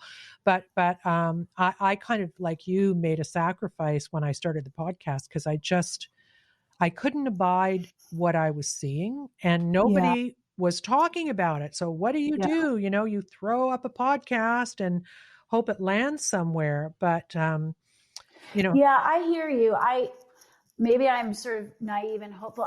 The reason I want to focus it on kids is not just because that's been my primary focus, but I think it's like, I don't know. I think it's like the gateway drug. Like, I think people can have empathy for children when they hear what they have gone through. And, I agree. Shame on them for not considering it before. But when you hear from a child what they've experienced, when you hear from parents who lost a child because of these policies, I think it's got to open your heart a little and make you question, even if you don't admit that you sort of vociferously fought for these policies or just sat by silently. I think it has to just sort of open up your heart and mind a little bit. So I'm hoping, because of the focus, that they'll maybe be open to it. But, I could be wrong. We'll see. Well, it is a good gateway drug, because who can cheer on the destruction of a generation of children unless they're a psychopath, right? That's kind of the way Although they did it for a year. So. I know. But I will say, I want to tell you, you had Ann Bauer on a while ago, I think, right? Yes, I did have Ann on. I think I've had her on twice. I worship Ann. Yeah. I listened to the second. She's definitely become a friend, and that was my introduction to you. But that was a great interview. Yeah. Thank you for doing Yeah, it. she's wonderful. I saw her on Twitter, right? And so I was always looking for the humane people, the people who kind of were, in a sense, reflecting my reality, because I thought I was going crazy. And she is a wonderful, wonderful, thoughtful person. The piece she wrote in Tablet to me is still the epitome of, a great piece of literature during this time. What was it called? I've seen this before. I think it was called. It was about her experience having, an autistic child and how she was treated amidst that. It was really beautiful. And I think Alex Gutentag was deplatformed from Twitter a couple of days ago. She just was. Yeah. I know. I was talking to her this morning. Yes. Very sad. She's also doing great work, isn't she? She is. Yeah. Tablet has been amazing. I love Tablet. It's so fun, right? And I'm also finding people, though, on Substack. There's a guy writing named Chris Bray, actually, who has a piece out today. Go to his Substack, Chris Bray, Bray. He's writing about a piece written by a young woman who goes to Stanford about the kind of dehumanization of the school for students, right? So all the fraternities and sororities are gone. They have to live in buildings with numbers, not names. They can't, it's just. Oh my goodness. Oh, it's just. I'll check it out. That's where I went. Did you? So I'm interested in that. And Alex is in our film. We interviewed her for the film, Guten Tag. Yeah, she is something. She looks about 16, but she's really smart. She's young, but wise beyond her years. Is she ever? Yeah, she's really something. So, I could talk to you all day, but I can't. Well, so that's okay. Thank you, Jennifer, very, very much for doing this. I feel uplifted, and I feel that your story is something for everybody to shoot for. If you believe in something, walk away from the $1 million. At the end of the day, you won't be sorry. You really won't. And look at Jennifer's doing wonderful things. She's doing a documentary, and she's really able to sleep at night, and living in Denver, which is sort of cool. So thank you, Jennifer. I hope to talk to you again sometime in the future. Thank you for having me, Trish. It's lovely to meet you. Okay, you too. Bye. Yeah, she's something, isn't she? What a wonderful, wonderful treat to have her on the show. Super grateful. I know that she and Ann Bauer and I are going to meet for dinner somewhere, maybe in the middle of America. I think I can cross the border now and actually do that. Wow. But I'll have to quarantine for 2 weeks when I get back. So, anywho, I said before the interview that I was going to move on from James Topp, but I'm not. I want to say more. I just saw this piece pop up by Rebel News, who've been following him. Good for them. Let me just tell you a little bit more before we get into the story time. He's walked nearly 4,000 kilometers in just over 100 days. Canadian veteran James Topp is finally in Ontario. His journey began at the Terry Fox statue in Vancouver. He's since traversed the Rocky Mountains and made his way across the prairies. Isn't that lovely? I love these guys. He now has just 500 kilometers left before completing his cross-country trek at the Tomb of the Unknown Soldier in Ottawa. James has been marching across Canada to advocate for the millions of Canadians who've been unfairly targeted by the unprecedented government overreach we've witnessed during the past 2 years. So Rebel and other outlets have covered him quite well. But of course, the legacy media, they don't. They're just disgusting. I'm just going to say it. I'm so sick of it. They're just, I don't know what's happened here.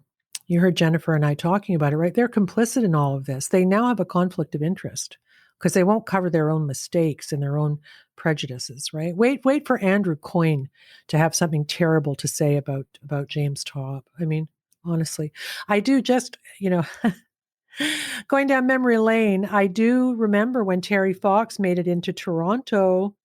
That's how long I've been covering the news. I cried like a baby, and I still do. Terry Fox can still make me cry when people talk about him. Isn't that funny? He was such a noble kid. He was just so Canadian. He had that Vancouver accent, and he was just an amazing person. And I was really proud to see him at Nathan Phillips Square. So James Top, you know what you should do? He wants to meet with the members of the House. And I think that if you have a phone number for your MP, call them and tell them they've got to meet with them on the 22nd. Say you want them to. They've got to do it. So do that for James Top. And if James needs money, find his website and send him some cash too, because he's picking up where the truckers convoy left off because they were forced to. I also think I'm recording this on Thursday. And here's something interesting. I think tonight is the night that Tamara Leach gets her Freedom Award. And she and I have been texting a little bit, and that's wonderful. So congratulations to Tamara and also to Chris Barber, two amazing, amazing Canadians. And the most important thing to happen next, aside from making all of the people involved in invoking the Emergencies Act resign, including Trudeau and Mendocino and Chrystia Freeland, who lied, now being proven. Wonderful stuff coming out of the House. Finally, the Conservatives have found their male parts, and they're actually taking them on with facts the way the media should be doing, but didn't. So that's a beautiful thing to see. But anyway, Chris and Tamara are also people we should hold in our thoughts because they did something for us that was amazing in the face of a lot of really ugly pushback. I'll never, ever stop saying that. So, story time. Okay, first let me say this. I'm going to draw, I haven't drawn yet, I'm going to draw a couple new listeners and an old listener. I've got 3 books, right? How the Prime Minister Stole Freedom. I hope I get this right, and I hope that Derek Smith, who wrote it, thinks this is okay. Okay. So the book, I'm just reading the last bit about the truckers, but so the book starts talking about COVID getting going and the Prime Minister's COVIDian policies, etc. So now we're at the point where the truckers are almost in Ottawa, right? So here we go. Until one day when the tide started to turn, an assistant approached, looking very concerned. Sir, the truckers are furious with mandates and rules. They claim that we're the ones that are fools. They say that we ignored their requests and their rights, and that they will continue to protest with no end in sight. They're driving their trucks here. They've already deployed, and some are now calling it a freedom convoy. The Prime Minister sneered and laughed deep in his throat. He composed himself, and then he started to gloat. My dear assistant, listen to me. These truckers are a small fringe minority. We can make them look awful. The people listen to me. We run this show, for I am science, you see. We'll make them look so terrible that they'll turn around and no single protester will be left to be found. And the Prime Minister's holding a little card that says racist on it, right? And then there's a trucker too. It's got like sexist, Nazi, all these things taped onto it. So that happened, right? From coast to coast, the truckers drove through the snow, and their small fringe numbers continued to grow. Then one day, a trucker appeared in the town with thousands behind them for miles around. They filled every street as a big honking team. As the Prime Minister claimed, I have COVID-19. I really must go. I'm infectious, you see, and spend a week under quarantine. For days, the Prime Minister hid in his home, but the truckers refused to leave him alone. I simply don't get it. I don't get it one bit. The truckers won't leave. They continue to sit. They've blown bouncy houses and barbecues in the streets. Why won't they simply admit defeat? Dance parties, horn honking as flags wave to and fro. These horrible truckers, they just have to go. As the days went on, it continued to grow as the prime minister cursed them and said to go home. But the truckers refused. They continued to stand for everyone's rights to return to the land.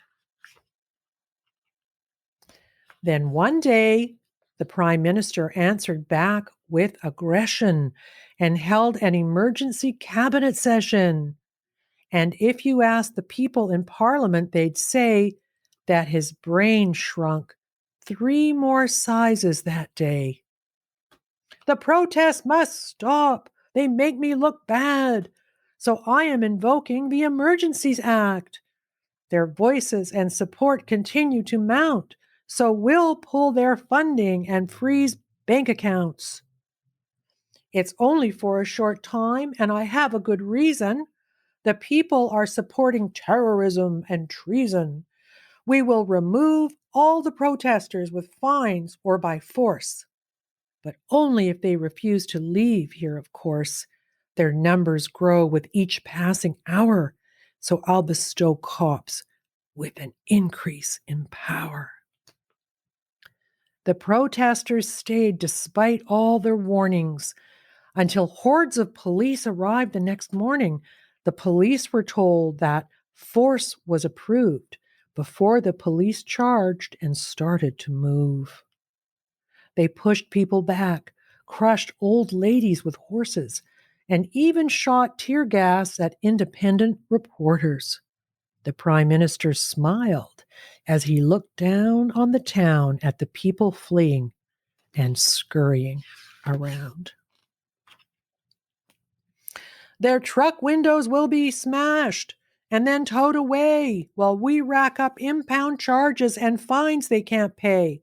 And when this is done, the people will know that I am their freedom and I'm in control, said the prime minister. The truckers all left on foot or in cuffs as the police came in and took all of their stuff. The prime minister was sure his plan would succeed, that is, until Parliament began to proceed. The prime minister sat with a smug look on his face until the opposition stood and put him in his place. Mr. Prime Minister, please listen to me. Our country isn't a dictatorship, it's a democracy. You cannot silence people for being too proud or waving their flags or being too loud, for standing in support of their fellow man or telling them their freedom is going to be banned. So listen to me and make no mistake, their freedom was something you simply can't take. It isn't physical like a truck or a bus. Our freedom resides in each one of us. Charter of Rights and Freedoms stands true and cannot be undone even by you. Your actions have caused us all great offense, so today I call for a vote of no confidence.